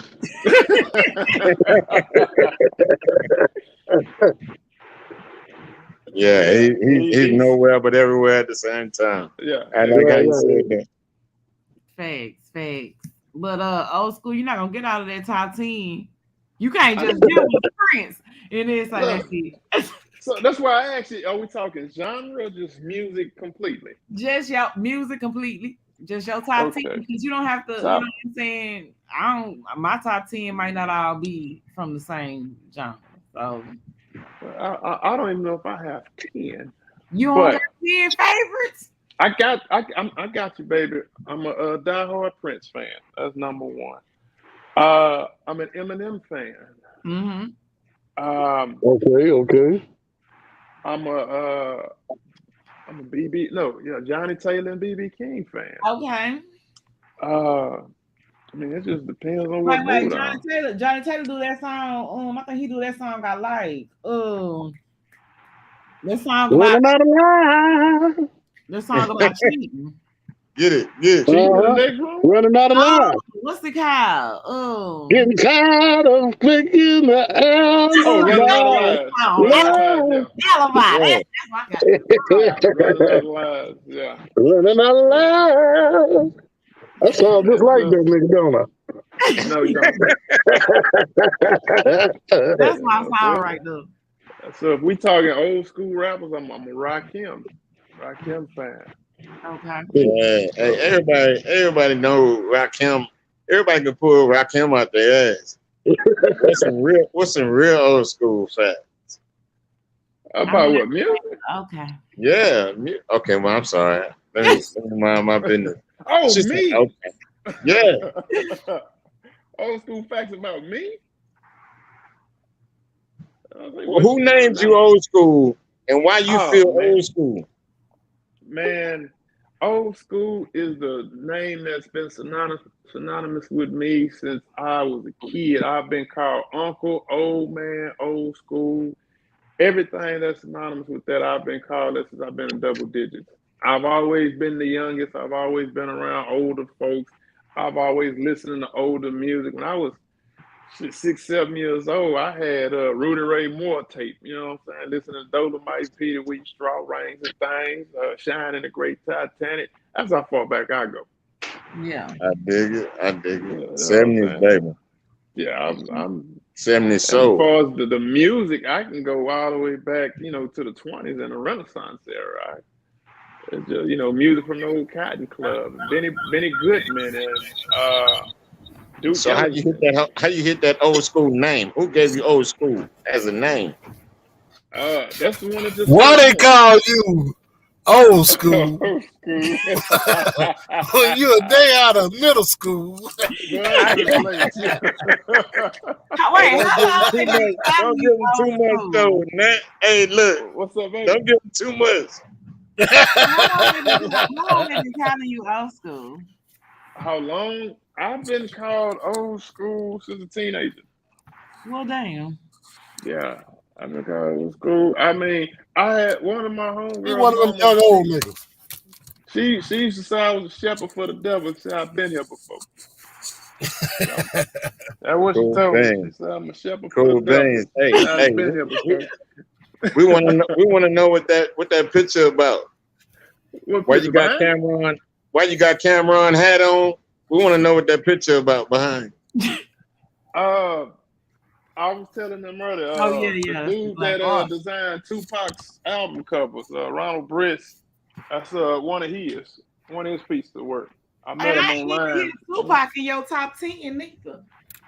That's for rappers. He's not in my top 10. What? Okay, so now we gotta get some shit straight then. Let's hit the top 10 crap. Well, I mean, look. Wait, like, why would you say that? Oh God, because I would think you being a poet, and, well, doing spoken word and loving poetry and stuff like that, you would rock with Tupac. I rock with him, but I mean, he's not my favorite. Sorry. Okay, I mean, well then.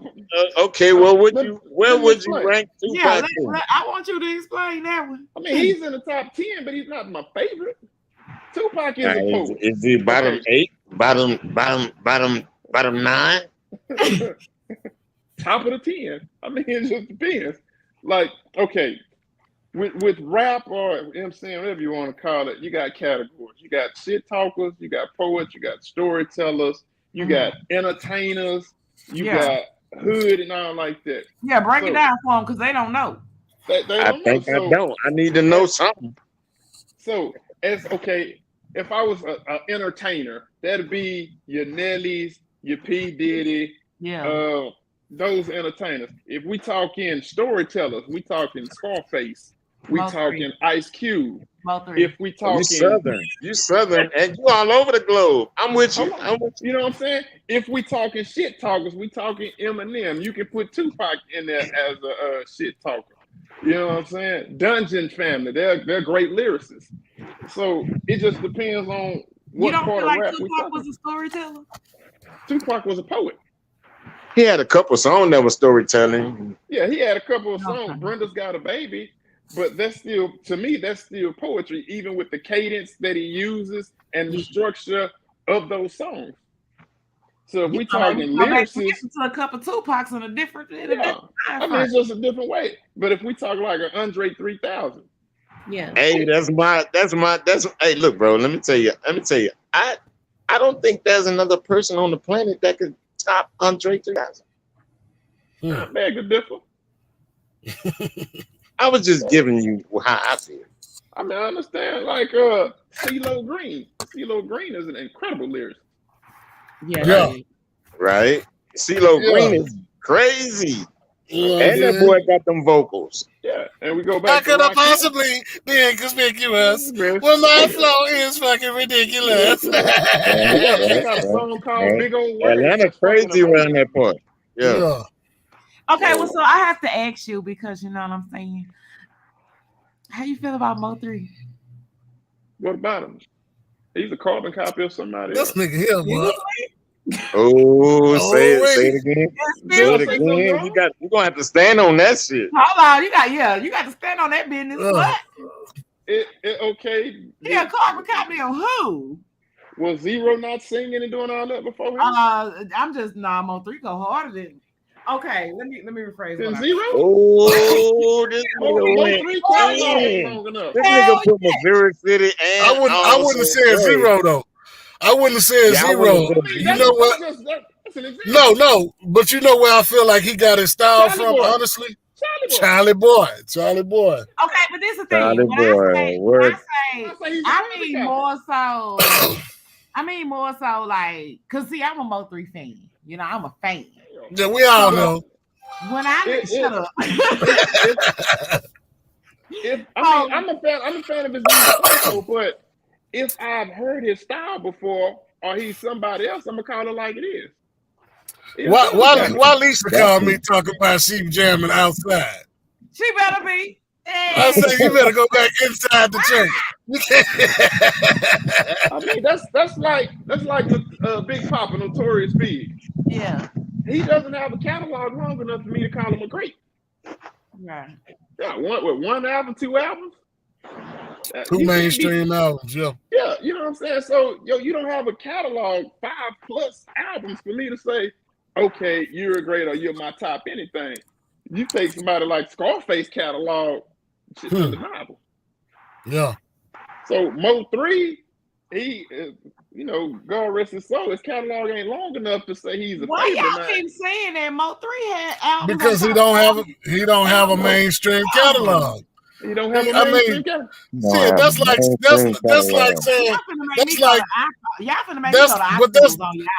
saying that's like adding all the Lil Wayne. That's like adding all the Lil Wayne Squad Up albums to his catalog. Squad Up albums. Hold on, y'all gonna make me go to iTunes on. You know what I'm saying? So you can't say Lil Wayne got all them albums. That's Squad Up. That's like saying 50 Cent, all his, you know what I'm saying, all his underground shit. That you can't add that to the catalog. I'm talking about mainstream catalogs. We talking about mainstream. I can go you talking about like I can go look them up. I can Google somebody. I mean that's easy. You can Google me. That ain't got nothing to do with facts though. Y'all gonna stop playing on Mo 3 top around this camp.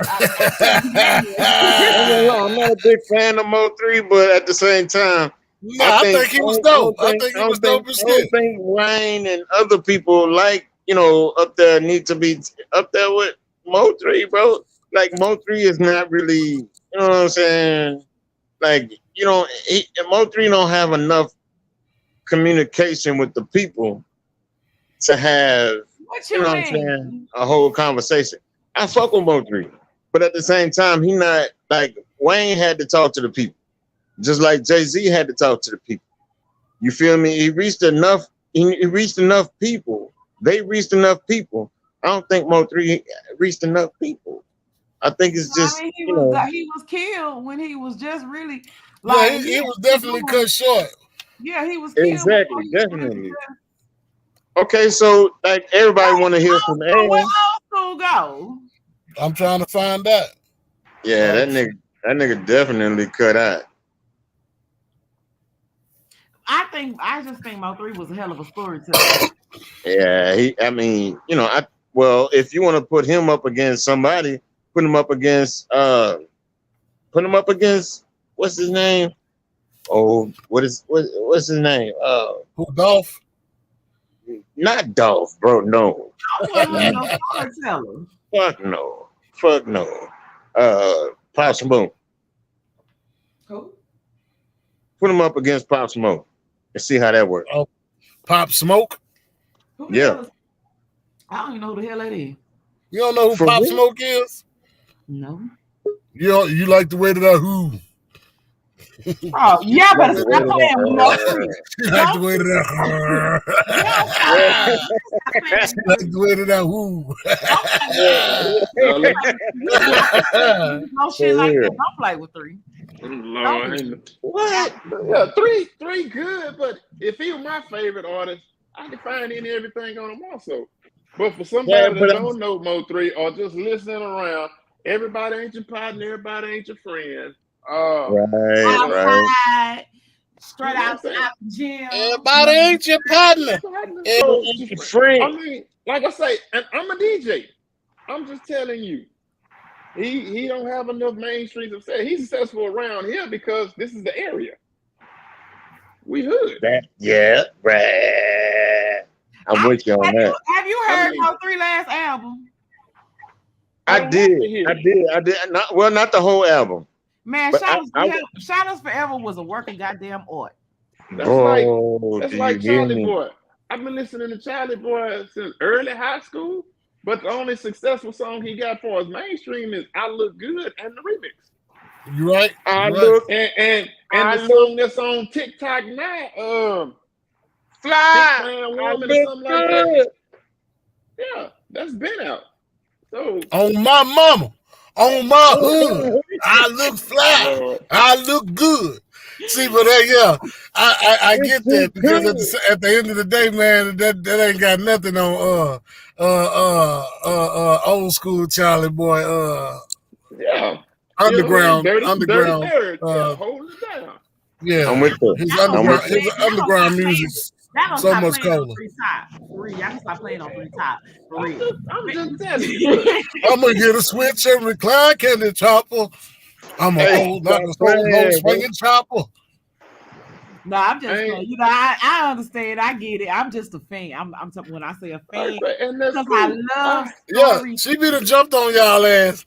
That's why she always throw more three. Every time boxing come up, white folks want to pull Rocky Mountain out there. Yeah. Rocky Mountain. He whooped Joe Lewis's ass. I wouldn't put no 3 in top anything. Sorry. Don't do that. Also, now you're going too far down. I wouldn't. Now you just. What's that about? What did he say? Don't get on my bad side over here. Now don't do baby. it. Are you telling me you don't think Mo 3 was a hell of a storyteller? No. You need to listen to his last album then. If you don't listen to Shout Us Forever, you don't want to talk about the era we in and what he had to do with this era. I understand you old school. I get your name. I get your understanding with the Princes, the greatest at purple. We get it. Yeah. But at the same time, people move on and they have life. Dude, I listen to new artists. I listen to new everything. I listen to all music. Already. You like the way that I move. Listen, this what? Can you do this for me? Do this for me. Go listen to the man's album. Can you please? Go listen to the man's album. You gotta listen to everybody. Let's go talk to. You gotta listen to the deluxe. Everybody go try it out. Right? You gotta listen to the deluxe version, right? And when you know, Purple Rain got a deluxe album. Ain't nobody asking your name. And a movie. Speaking of movies, before we get into using his fingers, bro. Speaking of movies, we want to remind y'all that we on here, y'all. Check out Old School's Unspoken Words. Y'all can go to Eventbrite, type in Unspoken Words, get your premiere tickets. There will be a full showing of the movie at the Baybrook Cinema Grill, as well as a cipher, as well as a meet and greet with the cast and artists. Yes. Amen. Matter of fact, we gonna go on and one time show that show us that trailer again. That trailer, man. I'm this week in the lab. Oh, you could have let that play too, though, because you know that young man spitting at the beginning of that right there. That boy's nice. That got trash. He bang on your ass, man. Not the what's his name? What's the hat? He had the dog hat just to impress. Trailer one more time for Unspoken Words. It's the same old shit. Amen. Just a different day. And on any summer's eve, if you wanted to, you can always go back and check your pad, because for 28 straight black men's lives have bled on the rag, making that period every woman's new cycle. I can't bring you, brother. Honestly, I can't tell you how I feel lose your father and your brother the same year, but let me help you deal with that fight. My dad wasn't never there for me, so losing him, some shit I ain't never got to worry about. Nigga, you fucked my wife? Fuck! Get that fuck off! That's my shit! Fuck that! Fuck that! Mama beat your mama. And I know everything that's in that notepad. Slap the shit out of him. I'm talking about slap the shit out of him. That shit ain't funny. Yeah, school. Yeah, that was 15 times funny. Hey, I like that shit. That nigga said guess who? Yeah, I see you backed up a little bit. Something ain't going right at home. Either something you is doing or you ain't doing right. So it seems now that deception is the new growth. That boy, that look like he worked out a day in his life. Ain't nobody said shit about none of that shit you talking about, nigga. Is that new shit that your name is drugged through and bullshit people? Or those that pose as friends and Hey, motherfucker! love you? Your daddy should have wore rubber, tied it in a knot, and threw it against the wall.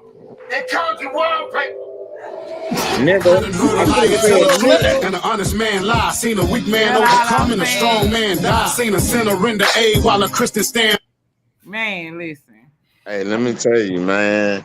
Hey, look, everybody in that thing was they character. Everybody was their character. Once everything came together, man, it was love from bottom to top. That last scene with Jay Ema, he did not want to say that for nothing. I did not want to, bro. He did not, and that's the funniest shit ever.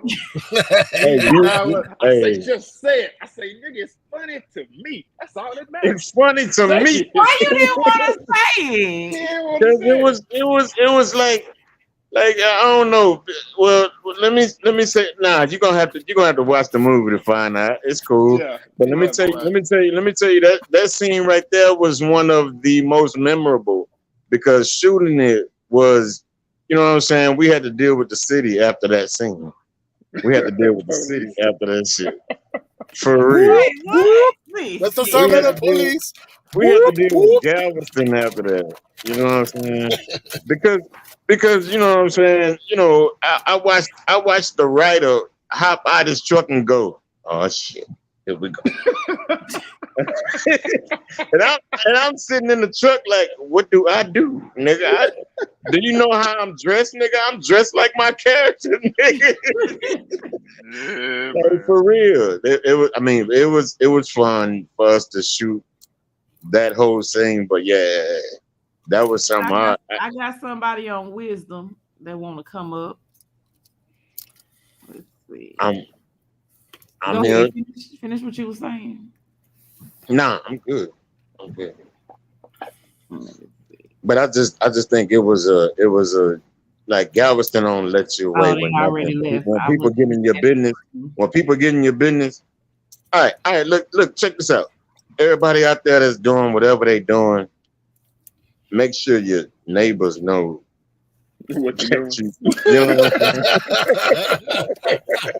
Listen, what was y'all doing that made them call the laws, though? Like, that's what they were doing. We shot over and over again. And they should have already knew. Y'all was on property that didn't nobody, y'all wasn't supposed to be on? For real? Baby, we can't afford to rent and buy and studio. Shit, what? Everything was on property we wasn't supposed to be on. Oh my God. Okay. Everything. We trespassing on construction sites, all kind of shit. But we already had you know, the flag to just keep going. Yeah. But people outside the shooting, they didn't want to mind their business, but we already was good. You know what I mean? Everybody knew we was good. It was just, you know, you're gonna run into a Karen or a Ken every now and again. I mean, we shot in the club. Why the club? What y'all doing over there? Oh man, we having fun. What you mean? It got done, didn't it? It got done. Damn, so got done. That's what's up. Well, J-Ema, you have some encouraging words for the people? Because you are an actor in the movie. Oh man, you gotta get your top 10 too, since you up here. I can't understand what you're saying. I say you gotta get your top 10 since you up here. Top 10 on what? Your top 10 artists of all time. Like, yeah, you don't get out of all time. Oh, okay. Let's say just say Mo 3 so you stay out of the water. Lord, yeah. Hey, Shadow, that's my favorite. I'm finna go right. Yeah. I'm Hey, damn man, near the nigga cousin. Nobody to say nothing. I don't know Don't the do that. first 'Cause I don't be trying to force nobody to say nothing. Oh man, come on through. Come on, say it again. Say it out loud Save though. yourself. Did Yeah, I he try to said force you to say save yourself. Hey man, the Dread first was 10 hot in the letters street right and now. Unspoken Word. That's my top 10. That's And your add home. Andre 3000 to add Andre 3000 to it, man. Dylan. Dylan. That's my thing, That's it, man. Hey, y'all come through, man. I'm gonna be there. Yes, Thanks. sir. Hey, That's what's everybody up. got to pull up. Oh yeah, I'm definitely gonna be on the red carpet. You know what I'm saying? I might have a cane. You know Hey, what? bullshit. I got my cane up in there. I ain't pulled it out Yeah. there. I might come with my dog and my cane. You That know sound like bad idea. I'm just like Quick from Harlem Nights. You know, one of the great movies. Not quick, huh? One of my favorite movies. One of the great. Yeah. Well, since we got a filmmaker up here, you know, before we get up out of here, you know what I'm saying? We ain't gonna keep you, you know, listen. We be going for about 3 hours, 4 hours up in this time. What you got? You know what I'm saying? But before we get up out of here, because you are a filmmaker now, you know, that's your thing. I mean, you're you got a drug dealer now.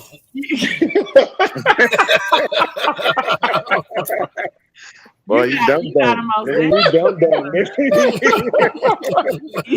a drug now. Come on with it. You gotta at least give us your top 5 movies. Oh yeah, that'll be good. You're not a movie watcher? No, Purple Rain is number 1. Oh yeah, Purple Rain's gonna be number 1. Well, it ain't. It ain't. Yeah, this is a nigga. Well, it ain't. Yeah, it's hard. I'm a movie watcher, but I'll tell you this. Then I can't pick a favorite, but I'll tell you what. If it comes on, I'll still watch it. Purple Rain, The Color Purple. Okay. I mean, what's love got to do with it? No, ma'am.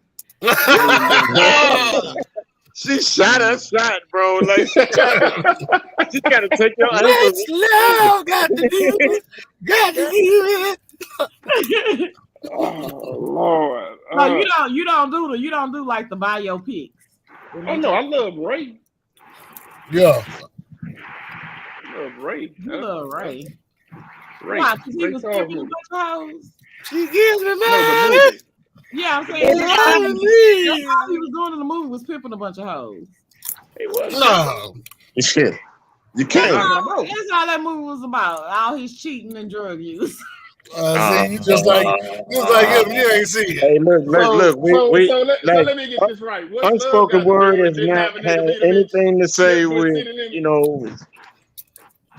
He was literally pimping. He was literally pimping Tina. You know me, bitch, I can. You hear me? You know me, bitch, I can. You know what I see when I look at that movie? I don't look at it like that. I look at a movie about a woman who was in a relationship, became, you know, and got out. Oh, you see it different way. I see a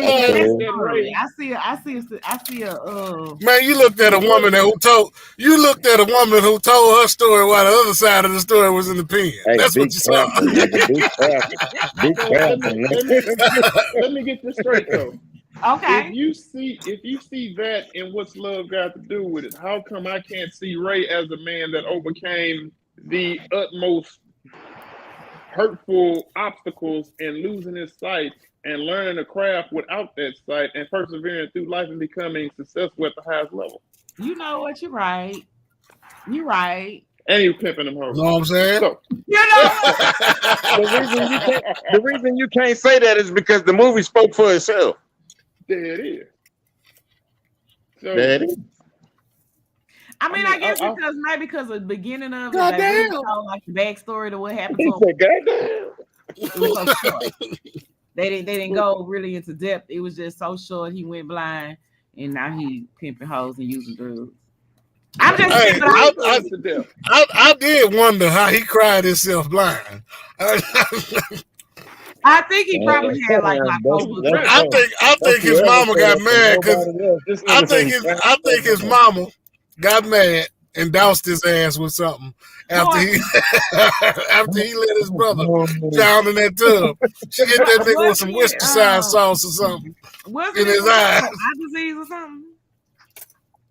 Or did they ever say? They never said in the movie what happened. They never really said. And the movie insinuated that he went blind from grief. Really? I would say. Old School, this one of your movies. Is that what you? I just love black film. Any movie you ain't looked that deep. You ain't looked It that was deep. a biopic he was talking about. Yeah. He said he loved Ray as a biopic.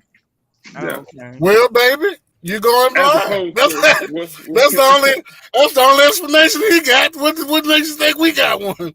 Well, baby, you going blind. I'm not gonna sugarcoat this shit. You better learn how to touch shit. Purple Rain and Ray. That's it. Color Purple. Well, I say The Color Purple. Oh, the color that's my movie too. No, that's pimping. What about what you see in The Color Purple when you watch The Color Purple? Pimping. What do you mean? What I see? Like, I didn't say pimping. how do you enjoy that story? Like, do you see some type of message or any kind of, or you just look at it as entertainment?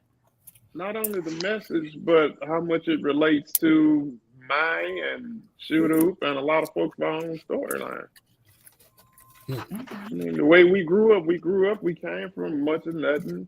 In the black community or the projects itself, you have a lot of everything that went on in that movie that really happened. And everything they done to me already been done to them.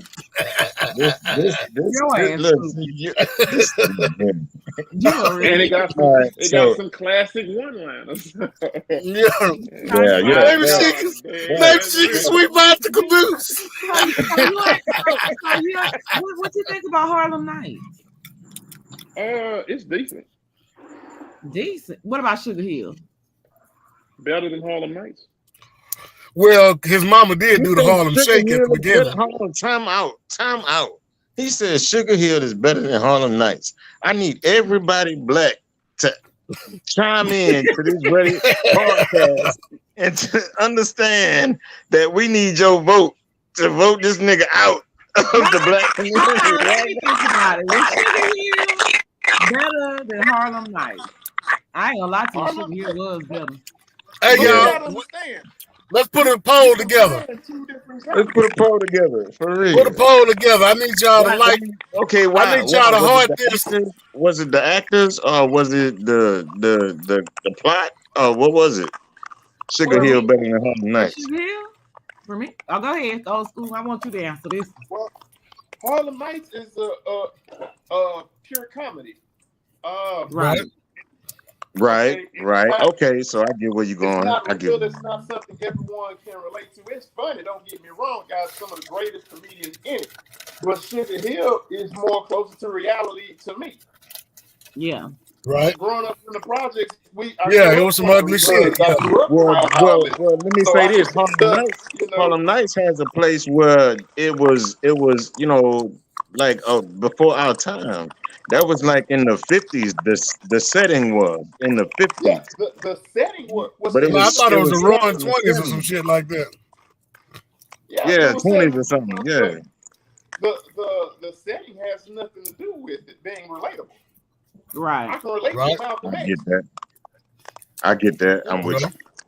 I can relate to any movie, but as far as what I think is better, the storyline in Sugar Hill, I can relate to more than the comedy or the farce in Harlem Nights. So the writing, I like Sugar Hill. I like Sugar Hill. The movie was better. What you say? I like Sugar Hill because. Oh, y'all trying to talk. Go ahead. You got it, Nate. You got it. No, mine is less significant. Go ahead. So the writers were better, or the movie was better? The movie and the writers. I got you. I enjoy more serious movies than comedy. Now, if we're comparing Coming to America and Sugar Hill, That's what I was gonna say. I dig that. I'm with you on that. I'm with you on that. Okay, well, what Yeah. about Sugar Hill in New Jack City? New Jack City all the way. Come on now. Come on. Yes. You think so? Well, didn't nobody do the Harlem Shake in New Jack City? I don't know. I think they can't take the next to me. Now they did the Harlem. You saw the Harlem Shake at the beginning of Sugar Hill. That's cold. Look, say that again. That's what. If you put Flip in from this movie with Flip from above the rim. No, not Flip. Oh, you talking about Gator? Gator. You put Gator. You talking about Gator? It'd be better than New Jack City. Huh?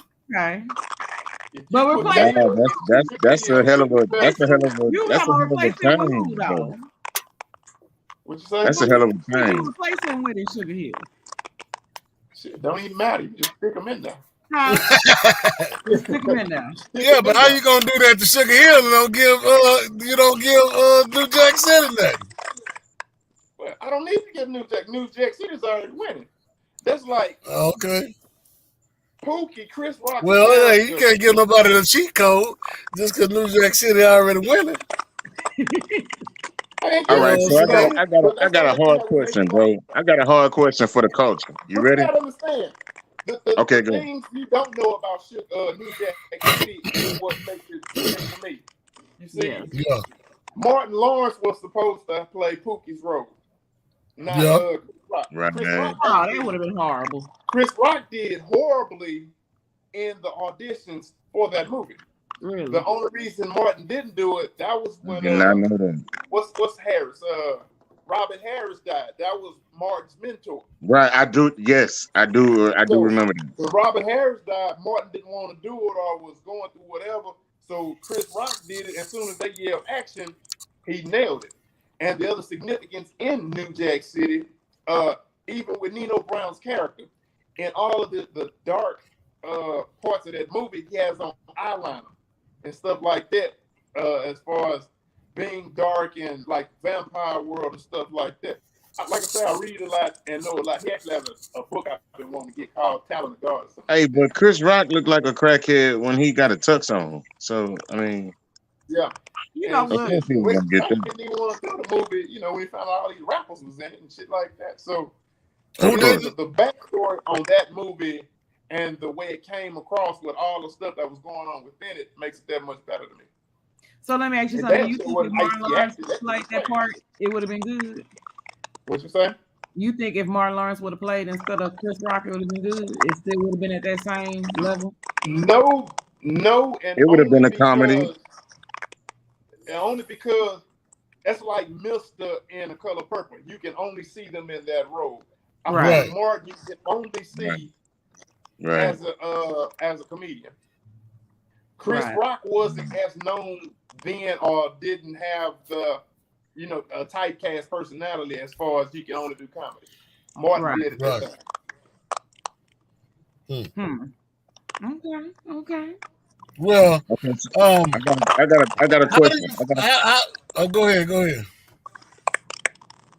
Okay, so my question is, if you would put, so I'm scared to ask this question. I ain't gonna lie. This the layout, baby. Come on with it. If you can replace in that movie, if you can replace Ice-T with anybody, who would you put in Ice-T place? Oh man. Nigga, me. I said I'm scared to ask this question. Scotty, I'm gonna die. That nigga said anybody. Hold on, time out. You think you don't think Ice-T played that part good? Shit now. He said shit now. I can't even follow that. Shit now. That man was some dry ass acting. That nigga ain't never been no actor. I should have killed your ass myself, bitch.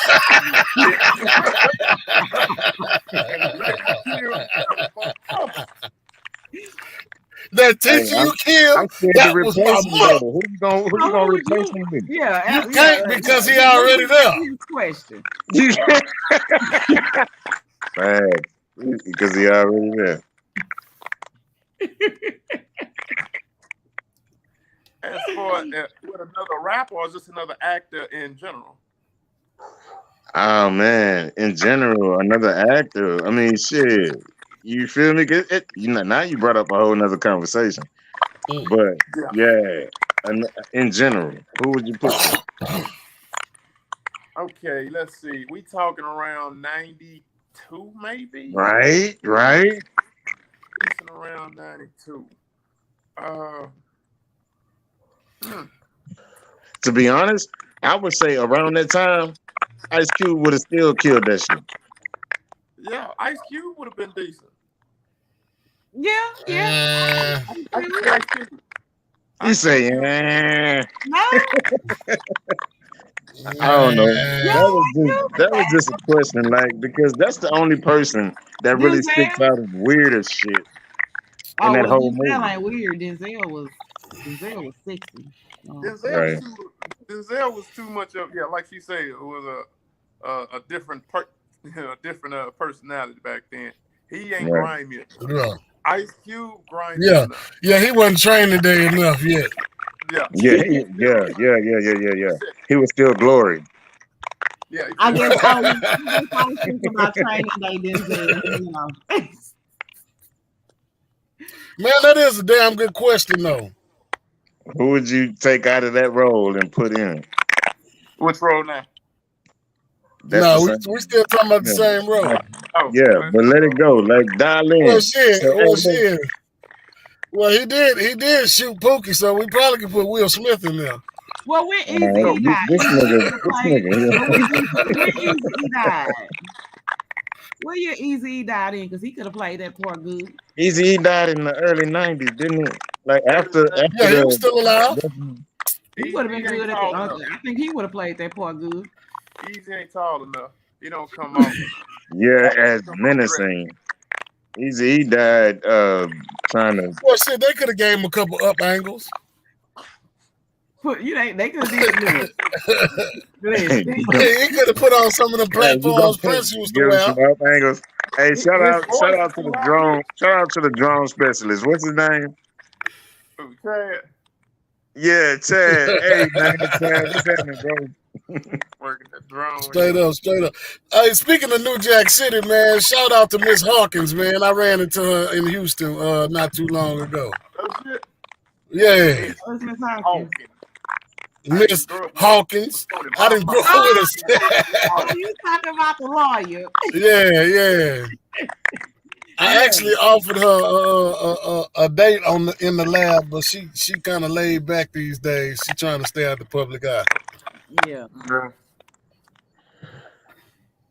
She actually do poetry as well, ironically. Okay. Oh, really? Yeah, she did a show I failed to make it to not too long ago. She live in Houston? Or she just be here? Yeah, she lived in Houston. Oh, okay. What's up? Yeah, tell her introduce me to Wesley. Hey, is Nino Brown irreplaceable? Hell no. You can't. No. You can't put. You saying he not irreplaceable or he? No, I'm asking. I'm asking. Was he? No, you can't replace him in that movie. You can't. No, bro. If he that nigga really actually he really solidified every role he ever played. Yeah. No, not every. You ain't bad. You ain't nothing. What you gonna say, Blade? So it's like he should have thrown away the second and third blade. Yeah, I think so. I spoke too fast for my ass. That nigga should have just said. I don't know, man. Shit. While you bullshitting, Blade pulled Marvel out the goddamn pole house. Of course he gonna make some money for him, but that was, Come on I ain't now. gonna lie. I did watch the first one was dope. I ain't gonna lie, Right. I like Blade, But but I think once it got to like the third, everything after that. But see, they always gotta have a white boy and like what a nigga gotta care about the white boy. My worst Wesley Snipes movie was that Throw Mama from the Train ass movie. What was that one he did with the nigga from White Man Can't Money Jump? Train? I like Money Train. Money Train. I couldn't stand that damn movie. yeah, I like Money Train. I do too, Okay, though. also, what movie you think that he didn't do well in? What, 2 Wong Fu? Oh, this nigga gonna bring that shit up. Nigga gonna bring that shit up. I say some of his But that's a bad different acting was, conversation, though. I didn't think he did too well acting in Passenger 57. I agree. That's where he fell off at, in my opinion. I like what's the one where he's But see, he came back. He came back with this Kevin Hart one, though. Yeah, I liked it. That was decent. My laptop died when y'all brought that bullshit up. Well, let me ask you this: since you brought up Tu Wong Fu, and since you have Oh yeah, that is the worst one. My bad. I forgot all about Thanks for Everything. Since Tu Wong Fu was when they was playing girls, huh? Tu Wong Fu when they was playing them homosexuals on them trains. Okay. So let me ask you, diving into both of y'all, since y'all diving into the acting world, the filmmaking world, and they say that to really make it in the industry, you gotta do some funny bunny shit. Do y'all think that's y'all put on a dress? Hello, funny bunnies. You say what I put on? Ask that question again. Will you put on a dress? Would you go drag to get to your next level? I think it's like this. Can I answer this? It's for both of y'all because y'all both diving into the acting world. I think it's 3 of us. She said both of y'all. Okay, but no, Nate Baum ain't going into acting. No, he do poetry. I got a small cameo in the movie. Oh, do you? Yeah. You didn't know that? No, you didn't know. I'm gonna get an Oscar for got this whole beard off in the movie. He got this whole beard. Oh, well, shit. Well, all three of y'all then. All 3 of y'all. But honestly, I feel like, you know what I mean? It depends on, you know what I mean, what you want to be for your, if you really actually care about your I'm talking going about forward in your career. I'm talking about you personally. Me personally, I wouldn't. I don't think it would. No. I don't know. That wasn't confident right there. Short answer no. Like, because I got a whole lot of stipulations when it comes to me acting. You know what I mean? So I don't think I would be okay with fitting in the dress. No. Okay. I think Nate would probably do a real good Big Mama. Oh no! See, I don't value shit that much for me to change entirely who I am for any type of role or any type of money. There you go. Honestly, I feel like Dave Chappelle said, man. If all the greats done done it, it's passe. Why the fuck I need to do? Yeah. Right. What about you, Ol Skool? Will I put on a dress? Yeah. No. Just like with this film, anything I want to do, I'll do. So I don't have to do anything somebody else want me to do to excel. My level of success is in my own head. Monetary gains is not success to me. So nah. All right. So would you write somebody? Would you write a man in a dress? Oh, that's a good one right there. Are you Tyler Perry in it? You say, would I write someone in a dress? Yeah. Yeah, you write a man in a dress. Depending on my storyline, yeah.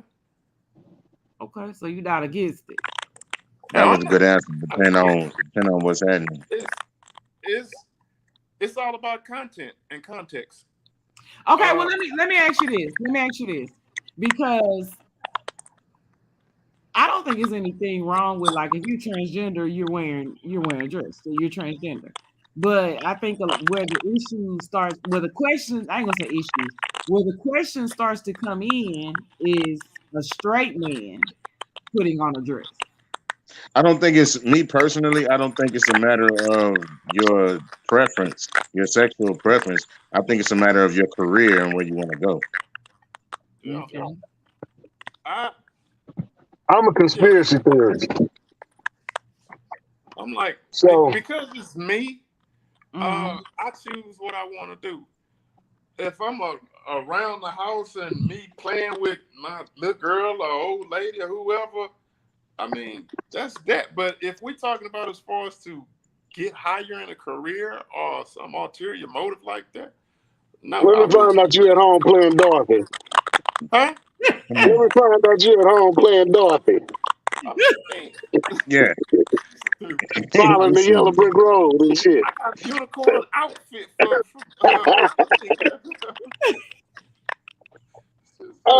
I'm against agendas. You know what I'm saying?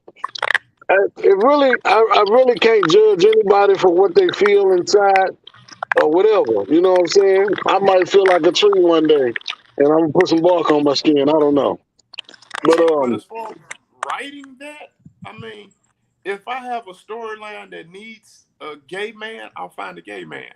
Or someone that's comfortable doing it. If I write a story where someone's cross-dressing, I'll find that person.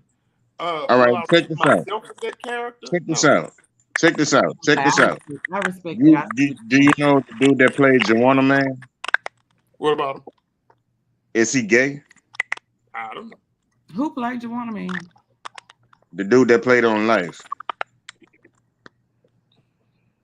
Hell, I have played another game. Biscuit. I would say he's highly suspect. Okay, so let me say this. This is my question, though. This is my question.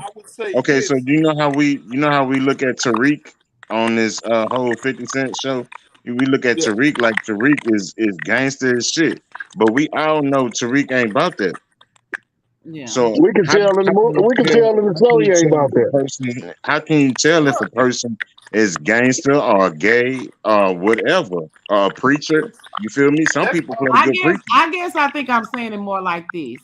There are more so forcing males who wouldn't do it or don't want to do it. That's why I say if this is an agenda. What Old School said, because he's saying he would find people who are comfortable doing that and not try to force somebody who is. But he did say he would write it depending on, you know. That's why I said I respect that. I dig that. It's like, depending on the success of any film is how people get typecast or get stuck in certain roles. Right. So if that role is highly successful, like some people can't see past Mist in The Color Purple. Some people can't see past Ike in What's Love Got to Do It, or Tariq's character in Power. Mm-hmm. So, but we look over Holiday Heart. We look over Tu Wong Fu. It wasn't, you know what I'm saying? But there are other movies they're in. I ain't overlooked that shit. Strictly Blade. We think that nigga sucks. Those roles. So it just depends on the success of the movie. We don't remember 6 Degrees of Separation. I don't know what that is. Me neither. 6 Degrees, really? Will Smith's first movie for the most part, where he was a gay man with a white dude. Yeah. Okay. I see people reference it, but I never seen it. No, I ain't never seen it. That's my point exactly. The success of the movie didn't reach our radar for the most part. So he did it for nothing. But the what you remember is his blockbuster Independence Day. Yeah. At that time, that's true. That's fact. So it just depends on the success of it. So if that role is successful, shit, that's what people's minds get stuck in. Well, I mean, since we in the industry, we talking about the entertainment industry at the moment, and these roles, do you think that there's an agenda that they are wanting to make these men do this? Do you think that's any truth to having to do that to further your career? Because I did see an interview with what's that I think his name is is it DC Curry, the one that played the brother on Don DC Curry. Yeah. I saw an interview with him when he basically was like they approached him early in his career about wearing a dress, and he refused to do it. So, and he went on in that interview to say, he didn't make it as far in his career as he felt like he should have. He made decent money. He's okay with that. He wasn't going to put on a dress to compromise and compromise himself. That wasn't him. So he basically said it without saying it, that they stifled his career by him not wearing that dress when they wanted him to. What do you think about that? You think, do you feel like there's some truth in that? I'll say this. We go back to 60s or 70s. We'll go back to 60s. Well, 60s first. 60s, we had civil rights.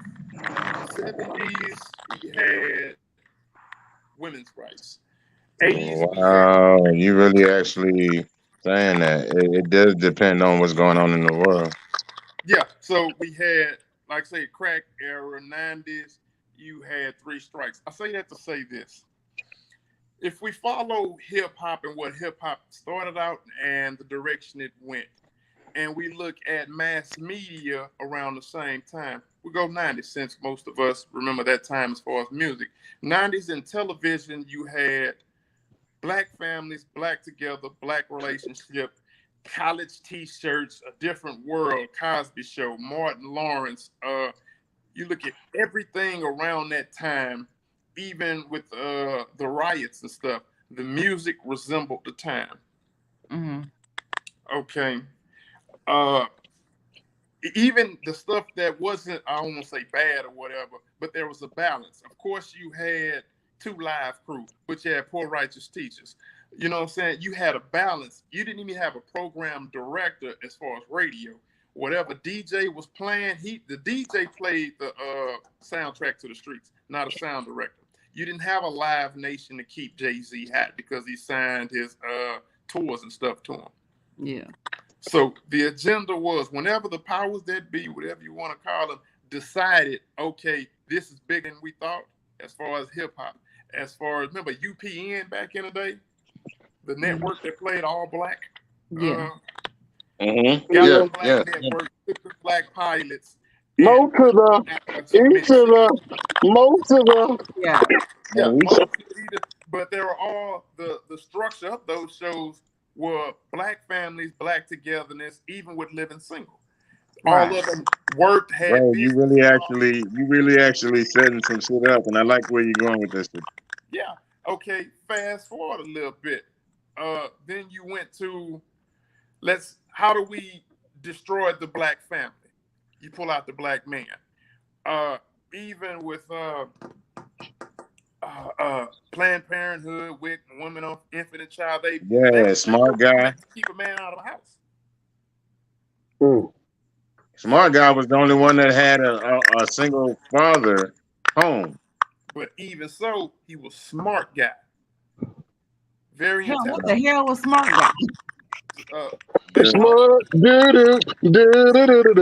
smart guy. So I say that to say, with the music, the way it went to crunk music, snap music, drug user music, mumble rap, and all that. The degradation of hip hop. Even with the media and television shows, Love and Hip Hop, I Love New York, reality show, Real Housewives of Atlanta, ain't none of them married, and the rest of those shows. So, is there an agenda? And the ones that is here getting cheated on. So, with black actors, they will, whatever powers there be, test the waters to see who will and who won't sink or swim. Who will or who won't wear a dress or compromise. Who will help push that criteria? Huh? Who will help push that criteria? You say who? Who will help push that criteria is what you're saying. They testing to see who will help push the criteria. Or who will help push the agenda, for the lack of words. I mean, you think since we were talking about movies, when Boomerang came out, it caught flack because it was an all black cast. There were no white But see, leads. Boomerang came out at a time, the same time. What's that movie? Booty Call. Like they tried to push us as players, like we weren't sincere. But you had Boomerang, But you y'all had not all though. black cast. He So was a You marketing say what director. now? Say it again. We say Nah, we listening to Old School. Go ahead, Old School. They trying to Boomerang called flack because it had sick all of this nigga. black cast, all black successful men and women, marketing exec and all of this stuff, and it called flack because they were like, where the white people at? Yet around the same time, you had Boys in the Hood, Yeah. all black Right. cast, but because it was centered around violence, which is what they try to make us known for. There was no problem at all. But you know what the crazy thing is? Even though Boys in the Hood had all that violence, we just didn't see that message. I actually seen a different message in it. We saw messaging in it. I'm talking about the Imagery. pullback guy from White America. Okay, yeah. With Boomerang, where's the white people? This nigga said immigrant. Boys Did in you the say Hood, immigrants, bro? it's normal. What'd you say, Jay? No, I thought Nate said immigrant. No, I said message. Oh, Yeah. okay. So, and that was one of the things about Eddie Murphy that I always loved. He, even with the other movie we talked about, all black cast. Yeah. It was white people in Boys in the Hood. He really actually told the story with our all white cast on. It was white people in Boys in the Hood. He talking about Boomerang. Boomerang was all Yeah, black. I get that, but with Eddie Murphy, he told a black story with an all white cast on Trading Places. Oh, he sure did. He told the whole nigga story on Trading Places with an all white cast. Trading Places. He sure did. And even with the television shows, Living Single, they saw the success of that and mirrored Friends after that. And canceled the shows so it wouldn't have to compete with ratings. Oh, y'all come through with some history, some television history. I ain't know that. Why do you think Living Single left the air? Yeah. Damn, so Friends was an idea taken from I can see that. Come on, look at it. Living Single was actually supposed to be called Friends. That's true.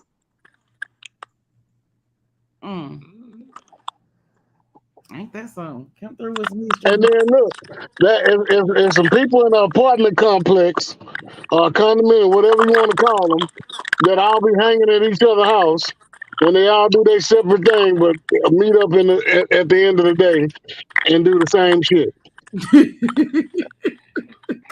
Hey, but you know what? Did y'all know Regine and Obi was dating in real life though? Yeah. No, but I know Joey was the white Obi.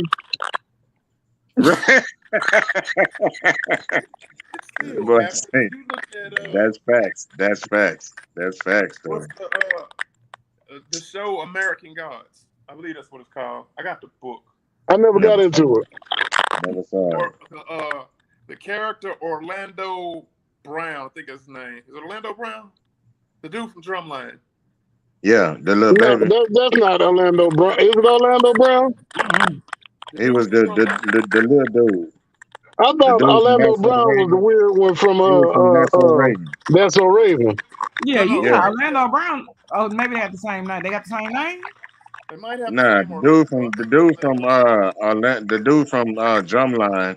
He is the dude from he was on That's So Raven. You know, he throw it off now. His mind not really okay. No, not the young dude. I'm talking about the man from Drumline. Yeah, you talking about the band director. The band director. Oh, yeah.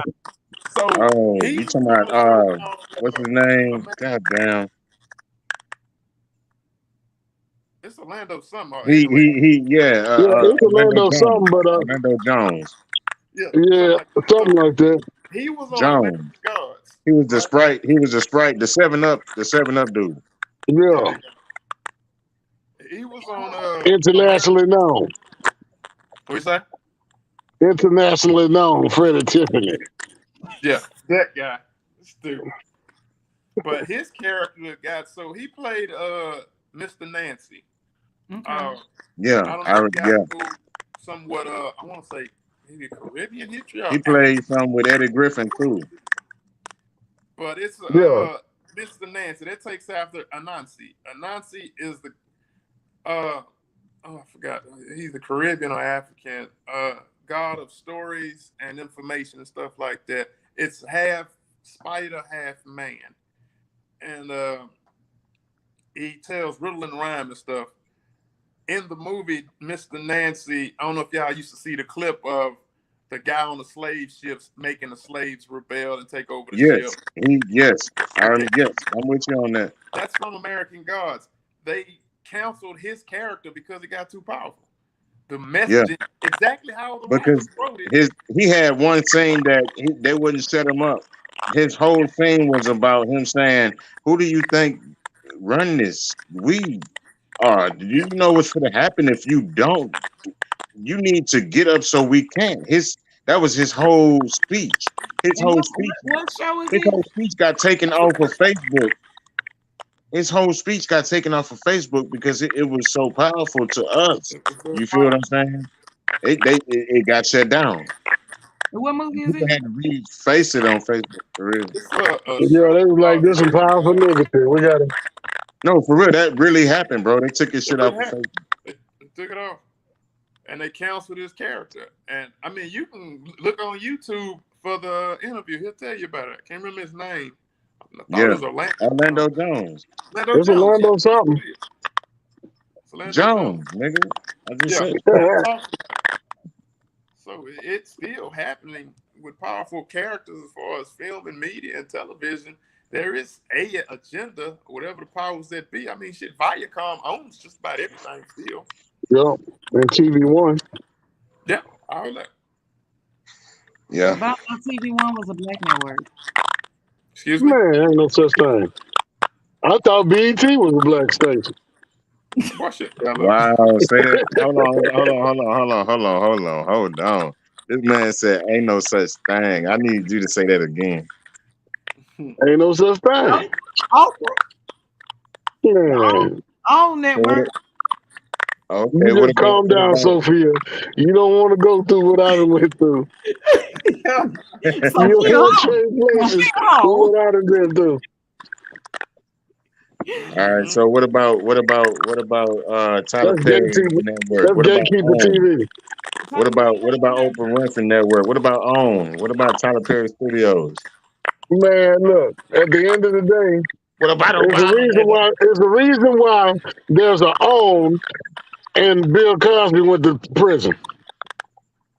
Ooh. Put it together. Yeah. Okay, so Oprah Winfrey is more than willing to play ball. Okay. So she not finna step outside of her role in what she play in media. So she not fighting for no black status or no shit like that. Oprah is showing niggas what they want to see. Nigga, if you get rich enough, you damn near can be me. Yeah. Just think about it. Oprah was straddle the fence ass motherfucker since she had her show. With the KKK on there and shit. That's true. You know what I'm saying? And she only hit white people in the movie. So you think that they set Bill up because he was trying to buy what was he trying to buy CBS or NBC? I don't feel like I feel like okay, yes and no. I feel like it's some dirty, grimy ass shit going on in Hollywood, and as soon as you try to pull some noble shit, they pull you for it. What you think, Old School? What you say, baby? What you think? What, Bill Cosby? Yeah, what you think? What you think And about? Oprah. You think they try? You think they railroaded him because he was trying to buy CBS? I think and for the most part, all top elite black men will not die without an asterisk behind their name for some reason. I mean, Bill Clinton I just mean, lost. I think they will if they actually stay out of the politics. I mean, look at Biden. I mean, not Biden. Look at Obama. They ain't had nothing come out about him. Yeah, that's because What do you mean? Obama What do you mean if they agenda. stay out of politics, though? Obama served this purpose, and a lot of people gonna hate me for I'm saying with it. you on that, 100%. Like they all they did was make us think that everything is okay, bro. They Yeah, feed you, they give you a man, it was going pacifier. down around here. Laws, just like now, laws killing people. You know what I'm saying? People not getting their just due. Black president. You know what I'm saying? It's good. It's good. It's good. What you think, Ol Skool? Come on, chime in on that. About who? Niggas it's not even about who. It's about whether you male or female. Niggas being played for power. They put us in a position of power, and they acting like it's attainable for us all to do it. But they know damn well they not gonna let us all be Obama or Oprah. Yeah. Seen the spook who sat by the door? Huh? Yeah, seen a movie called The Spook Who Sat by the Door? Let me write that down. What is it? Let me write that down. Sat by the door. Nah. I believe it was Malcolm X that said they give you your leader. Yeah. Right? I was just gonna say that. Okay. Yes, Lord. Yeah, just like the motherfucker at the head of Black Lives Matter. They have entertainers answering political questions for a reason. Come on. Yeah. The same thing they did with Muhammad Ali, they did with Oprah. The same thing they did with Oprah, they did with Obama. I don't see us being able to be, one all in the same without us all having to, quote unquote, and I know it sounds a bit cliche, come together. You feel what I'm saying? Like the only way we gonna all be a name or all be ourselves is for us, to have some kind of come together shit. And if that doesn't happen, that's why you're gonna always have an Obama and Oprah, I and put it to you like this. it's singular, bro, and Yeah. Obama and Oprah. You know what I'm saying? And Ali, and it's singular. They're not gonna let that shit get plural. I put it to you like this. Arnold Schwarzenegger and Ronald Reagan ain't the only actors that's made it into office. Yeah. Bro, say that word. They all playing their role. Just like, okay, why we ain't got reparations? The first black president that came, we ain't got reparations. But what did we do? What did we get? We got gay marriage. Bro, they all Masons. We got food reform in the goddamn class. I mean, you know what I'm saying, in the schools. I'm talking about we got cloned chickens. Well, you got to understand, the president is just the face of a company. Right. He's like the CEO. Yeah. And the company is America. Exactly, bro. Exactly. Just the face of the company. He's there to take the blame while the rich folk get to hide their hand. Yeah, and it's a big ass oval table in the back room. The committee voting on issues. Man, all that shit that the president signed into order has already been decided before that motherfucker ever touched the office. Like I said, Okay, well, let me ask y'all this. Let me ask y'all this while we on that real quick. Now, they say Obama didn't do nothing for the black community, but they say Trump did, which he did. He signed the bill into office. I ain't gonna go all into it when I get I'll look up the name for y'all. But he signed the bill into office that actually would help people of color, the quote unquote black people. You know what I'm saying? I kind of feel after finding that out about Trump, I kind of feel even though he was crazy in the motherfucker, Man, who eating Cracker Jacks? I think that's Jaima phone. Nah, it's not my phone. Mute your mic. I really actually thought that was your phone. Mute your mic. I ain't on the phone. I'm on my laptop. Okay. Mute your mic. Might be mine. My battery down. No, that's his. Oh, No, fuck y'all. Fuck y'all. Fuck y'all. Really? It sounds like you're chewing That rocks was over my there. shit, bro. I hear mute and that's what stopped. It sounds like you are chewing rocks. That's all I'm saying. Oh, bro, fuck you. I'm gonna let y'all have it, man. I love y'all. Hey, Unspoken Word. July Hey, Y'all have fun, 16th, man. I love y'all. I love y'all. I Cinema love y'all. I Grill. love y'all, bro. What's yeah, up, you man? Thanks about for coming through, Hey, Jayla. hey. Look, check this out. Old School give Spike Lee his hat back. I love y'all. Peace. You ain't shit. I would have Appreciate you. that might be Old School phone. Nah, he's still here. Oh. Yeah. Huh. Okay. Yeah. Nah, hold on. Somebody's still chewing rocks. I mean, it is Old School. Might be that Android. Nah, dude, that's whatever you on over there, chewing rocks. Nah. I don't know. It might be somebody tried to call me. I took my earplugs out my phone. Oh, you know what? That's probably what it is. It's a lot of times when your song, you have to leave and come back in the studio. But shit, we going up on 2.5 hours, and we don't want y'all to forget that we got the Unspoken Word coming out July 16th, 7 o'clock at Star Cinema and Grill at Baybrook Mall. Y'all make sure y'all gotta go see that thing. I'm sure gonna try to be in that thing. Well, I might have to call in that night. I mean, there's a couple sicknesses going around. You know, I feel it already. Talk about job is one of them. Give it to you. Give a fuck about job. I feel it already. You got any last words for the people? Bring your ass out. Bring your ass out. Man, that's what it is, man. Y'all make sure y'all link up with Old School. I'm gonna get his information and put it on the website. I'm gonna put a link for y'all to get to the site to buy the tickets as well on the website. So, listen here. Facebook, InTheLab.com. you can find me. We gonna post your social media as well. Kinfolk didn't give me your social media, so I didn't get a chance to put it in the description. Well, he That's was all late right. anyway, so it happens. Hey, look here, look here. Look here, I don't want to hear all that shit from y'all.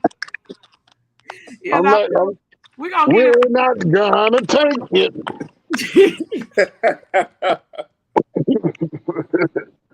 You know what I'm saying?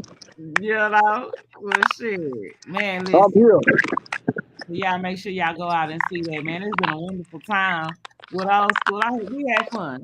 We had fun, man. I look forward to seeing your movies. I'm gonna have to go check these books out too. Yes, sir. Amazon. Y'all go to Amazon. Yeah, Old School. Yeah, go ahead and drop your books again. Old School Sex Tools, Volume 1, 2, and 3. OLSKOOL Sex Tools and hashtag Poet Ol Skool, all one word. Yeah. Somebody know how to get in touch with me. Yeah. Y'all make sure y'all do that. You, my brother, have to get your own. Yeah. Let's see. Old School ENT, OLSKOOLENT.com. Oh, wait a minute. Let me put that. Hold on. I forgot I had a website. I need to update it. Listen. See, we got to get y'all both together. Okay, www.oldschool. Yeah, OLSKOOLENT.com. .com. Unspoken Word. Go to Eventbrite. Get your tickets. They moving like Popeye's chicken sandwiches back in 2020. Stupid. That's it. Check it at the bottom of the screen. Yeah, I ain't got some shit. Y'all make sure. I'm not used to technology or social Listen here. Take a class with me. I can get you into it. I know But my listen here. You know, all my friends on the list, y'all make sure y'all go to YouTube and hit the laboratory. Hit the link in the bio to YouTube so y'all can watch this video in Old School. Hit up www.oldschoolent.com so y'all can get them tickets. If you in the Webster, Galveston, Houston, Friendswood, Santa Fe, all that. If you in this area, come out. They can come from Sweden, Norway, if I gave Yeah, come. Hey, man, if you gotta get on a plane and come see that thing, come on, come visit the Gulf Coast. I mean, It might be some extra excitement at the place. You never know. You know, hey, man, is it gonna be an after party? Are you having an after party, sir? Oh, it's gonna be a party after the movie. That's Oh, it's a party after the movie? Yeah, if the right people show up, we gonna dance. You know what? I don't know what this inside joke y'all got going on. Hey, you gotta stay tuned. You know what? I'm gonna let y'all have y'all little inside joke. You know what I'm saying? That's that I sent you the link already. You sent me a link? Yeah. Oh, I'm gonna have to go and look at it. Okay. Watch that thing. We ain't want no strip club or nothing. Is like you know. I'm gonna go look at it. But y'all make sure. Yeah. I'm trying not to be. I ain't gonna be messy on here. I ain't gonna keep up a bunch of mess. Okay, I'm gonna have to go on But I'm just hoping we have a full crowd. It'd be decent. I've sold quite a few already. Okay. You know what I'm saying? Oh yeah, shit. We about to go full Two promotion. tickets that I want to make sure you sell. Man, what is this little inside joke y'all got going on? I don't like this shit. Y'all can't come up here and leave me out.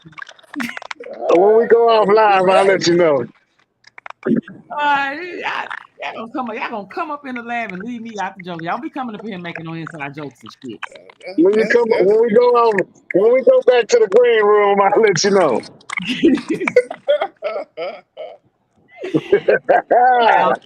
Okay, I'll wait on the thing. That's the big man. Listen, it was nice meeting you, Old School, man. I had a good time. I can't wait to see this movie. I'm gonna check out your books. Man, listen, I'm gonna forgive you for not being a Mo3 fan. I'm gonna forgive you this time. I'm a fan of it. He just ain't in my top 38 or anything. 38? Damn, Freddie. Damn, you. That nigga's outside. Yeah, stop playing. You could have put him in the top 20. Don't do that. No, I played one song of his. Everybody Ain't Your Partner. Since I DJ, don't nobody want. I ain't gonna say don't nobody want to hear it, but he's not in nobody's heavy nor light rotation. Now, don't get me wrong. I don't play a lot of young people parties or functions like that, but no. Okay, well, listen. Do you have a deal that you gonna go ahead and hit up iTunes? You know what I'm saying? Because I hear you kept saying, you know what I'm saying, that's that Android, so I know you got an iPhone. So yeah, you team iPhone. So yeah, one of y'all iPhone is doing rocks right now. I'm on a laptop. So this good old Samsung phone. And do that for me. Go on. Shooter, where are you? Huh? Nate Baum, where you at? I'm out and about. I'm headed back to the house. Oh, okay. You know, this what he do. This what he do. Where the reception at, huh? Huh? He had to go to the reception. No. As you can see, I still got reception. Not at home. Hey, your jokes are unacceptable. Oh shit. That's that Tech City shit. That ain't got nothing to do with my phone. They got something to do with AT&T. You know, we're gonna blame it on That's what it is. So that's the problem. So yeah, so make sure you do that for me. We're gonna do because I'm gonna hit you up in the DMs and I actually have no music. I No, you said no. You said you have not heard the new album, Shout Us Oh, you Forever. talking new one? You said you ain't heard it. So therefore, Yeah, you gotta the do me new a one, favor. but You gotta do I'll me go a get it. favor. Huh? I'll do you. I'll go download it. You know. Okay. No, I said listen. Now down, listen to it. And you gotta listen to all the songs too. I will. I don't download anything I won't listen to. Okay, so how long is it gonna take you to do it so I know when I have to hit you up? I'm gonna give you a week. It shouldn't even take that long, but I'm gonna give you a week. You can hit me up tomorrow and find out the answer. Okay. See, it's like you already got your answer. See. No, I don't. I haven't listened to it, but I will listen to it. I'm a supervisor. I sit in my truck, you know, quite a bit. You gonna be jamming then. You gonna be jamming. Look, you gonna thank me later. I promise you gonna thank me later. What's up, Tim Snow? Your ass is late, but welcome in. What's up, like Snow? I deleted the whole movie. I will delete a whole album also. Don't do that. Like you ain't even gonna want to delete it. I promise you. Listen, you gotta tell me the truth. I'm so confident in this album, like I made that motherfucker. I'm so confident in the album, like I made it, that I know you're gonna love it. What about that new Drake album? I ain't heard it, but I ain't heard that album, but I seen a comedian saying something about he can throw that shit over. I play dance music and I wouldn't play that album, no. You wouldn't play Drake new album? No. It has more of a house techno feel. I don't care too much for that. I ain't heard. I might come, I might go. I ain't no Drake fan. The one song he got with, he used Michael Jackson vocals from, was it the last album? Trash. So is it safe to say that Drake might be on his way out? Like back to back might be the last big thing? I'm not the biggest Drake fan. He makes decent music for sensitive men and lonely women. But don't do that. Don't say lonely women because I like some of his songs. Don't say lonely. Just say women. Single women? Lonely women. Why are you saying single or lonely? Why are you saying that? Because he don't promote good relationships. He don't promote good relationship habits. The subject matter of his songs tell me that. Yeah, he don't promote good relationship habits. There's always somebody using somebody disrespecting somebody, or somebody devaluing somebody. You know what? I ain't never thought about it like that. I mean, not since thank me later. Not take care. What's one of the first ones? Baby, you're my everything y'all ever wanted. I mean, from that, the messaging. You the fucking best. You the fucking best. Better than the best. That's all. Then he was like, I'm drunk, so I'm going to call you. Yeah. Now, see, you know what? You're right, because one of my favorite songs of his is Marvin's Room. And that how song is about trying to get a bitch to cheat.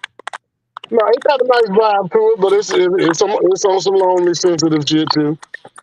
And then he did what some other rappers do when they come to Houston, Swagger Jack. Yeah. Wait a minute, what? Yeah, he comes Houston style and Houston lingo and Houston culture. Oh, yeah. And leave with it. You know what? I almost thought he was from Houston until I found out he was from Canada. I thought he was from America.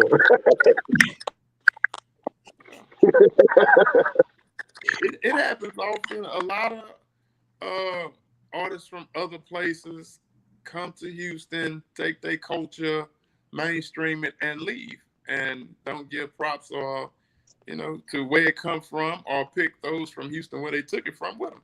You got a freestyle out now by Tory Lanez where he Mo City Don freestyle.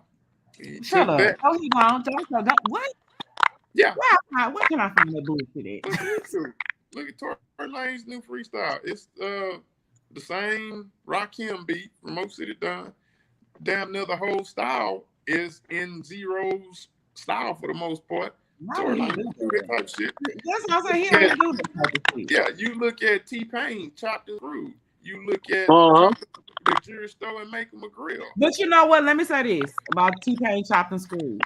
He actually had a remix and had all the Houston Grace on there. So he did pay homage. Did it get playtime? Well, that's the radio fault. What they got to do with T-Pain? You have recently been chopped and screwed.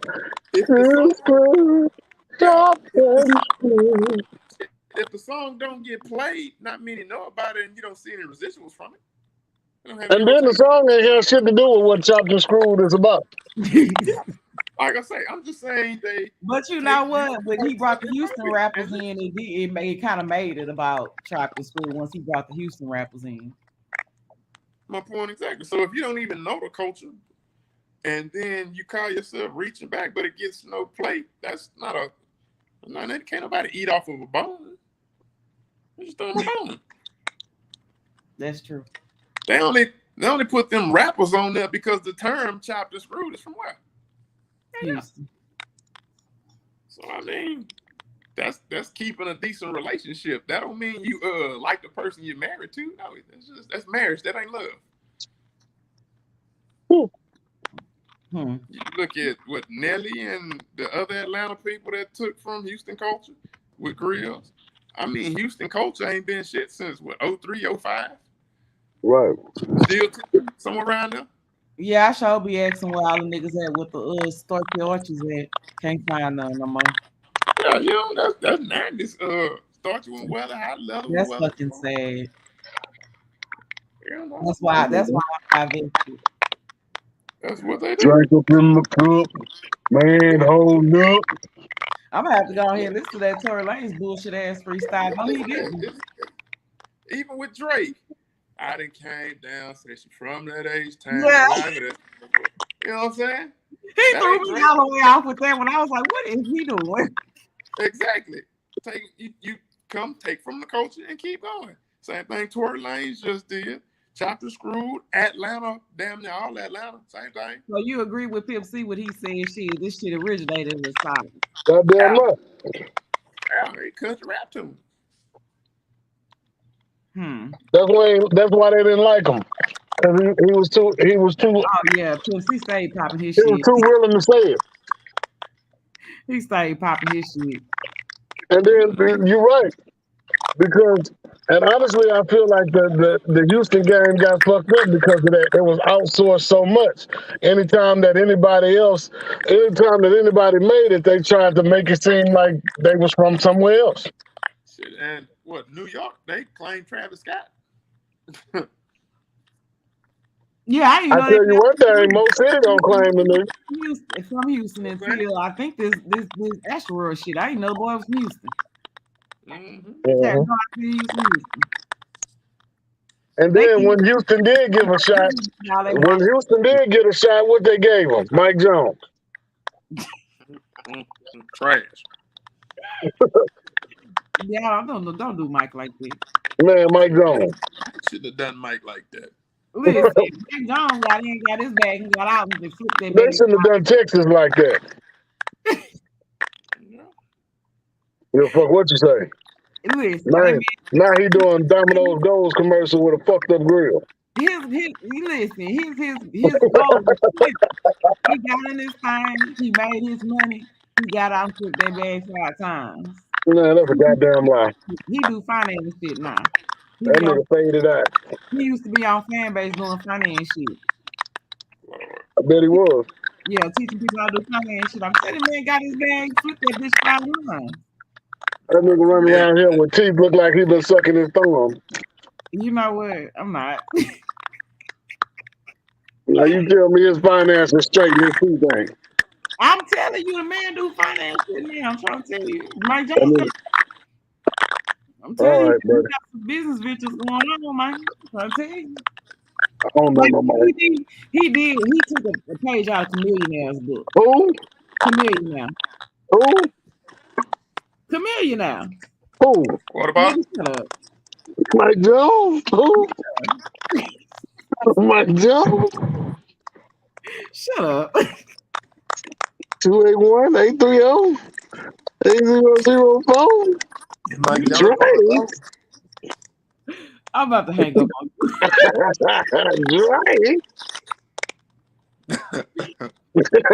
Hit Mike Jones up on the low. But yeah, they come down Because here, they Mike Jones is about to blow it. change their whole lingo. Everybody come and dine in each time. Y'all don't talk like that. Yeah. I was living up in Maryland. And I've seen some little kid coming up to me while I'm talking to somebody else. To my already, that's what Mike Jones said. If you don't get your ass away from me, Lord. how Walt says that. He popular somewhere. If you don't get your little ass away from me before I kick you, I kick people kids. I don't give a damn. Boy, stupid. He look, he is popular somewhere else. Nah, don't do him. Shit. But anyways, shit. Yes, that time. I'm about to go to bed on y'all ass. Hey, I'm out of here too. I got an early morning. Say, man. Old School. Give us that movie one Yes, more ma'am. time before we get up out of here. Unspoken Words. Unspoken Words. Bay Area. Baybrook Mall. Star Cinema Grill. July 16th. Eventbrite. Get tickets. Put Unspoken Words movie in the search bar. $20 a ticket. Get it. Or find me. Find Nate. Get your tickets. Thanks. And listen, because you know we got quite a few listeners over here on Wisdom. You know what I'm saying? People gonna go run it back on YouTube and Facebook. So listen, even if you ain't in this area, y'all know y'all can support. Y'all can support Black Dreams by just going ahead and buying a ticket. Mm-hmm. You know what I'm saying? Y'all can support.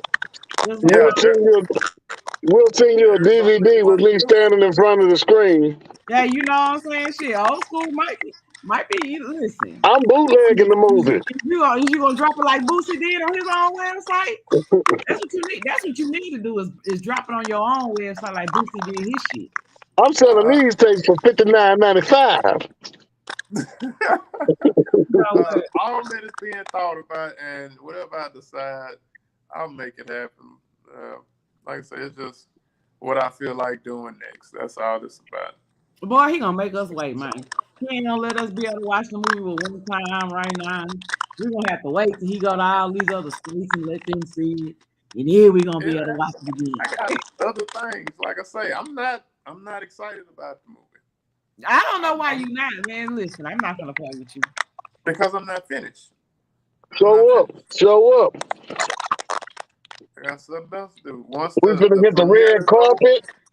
Like I said, we finna hit the red carpet. I'm coming up in there with my dog hat and my quick jacket, and I'm gonna have a camcorder, baby. So hit me for the movie. Got an Android camcorder, so they ain't got nothing to worry about when we pixelated. Hey, damn right, baby, but they gonna know what it is now. We gonna have old school bootleg, huh? Hey, this is the good part right here, yo.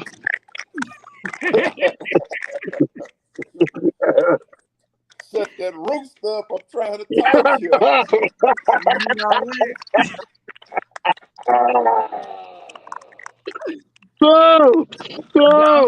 You gonna take us away whenever you ready, kinfolk. Hey, man, it's been a phenomenal day in the lab with Old School. I'm Peter. I'm Nate Baum, the Ghetto Reverend, in here with Jay Boo. They call me the Rock. You know what I'm saying? But shit, like I said, we had a Poet Ol Skool, aka Filmmaker Ol Skool, aka DJ Ol Skool. Y'all make sure y'all check out the movie July 16th. We're gonna be in that thing on red carpet, cipher included. Get your tickets for Unspoken Words at Eventbrite or DM me or Old School for a physical ticket. Like I said before, in the lab, you know how the chemistry be. I'm Nate Baum, the Ghetto Reverend. We got J Boo. Old School, you ain't gonna say your name? Oh, I mean, he said a couple times. I thought he froze. This damn thing in the throat. Did me? Yeah, we was up in here with that boy. Old School, man. Listen, y'all know how the chemistry be. It's been a good night. Shit. Catch it on rerun. Hit us on IG. Peace. Good night.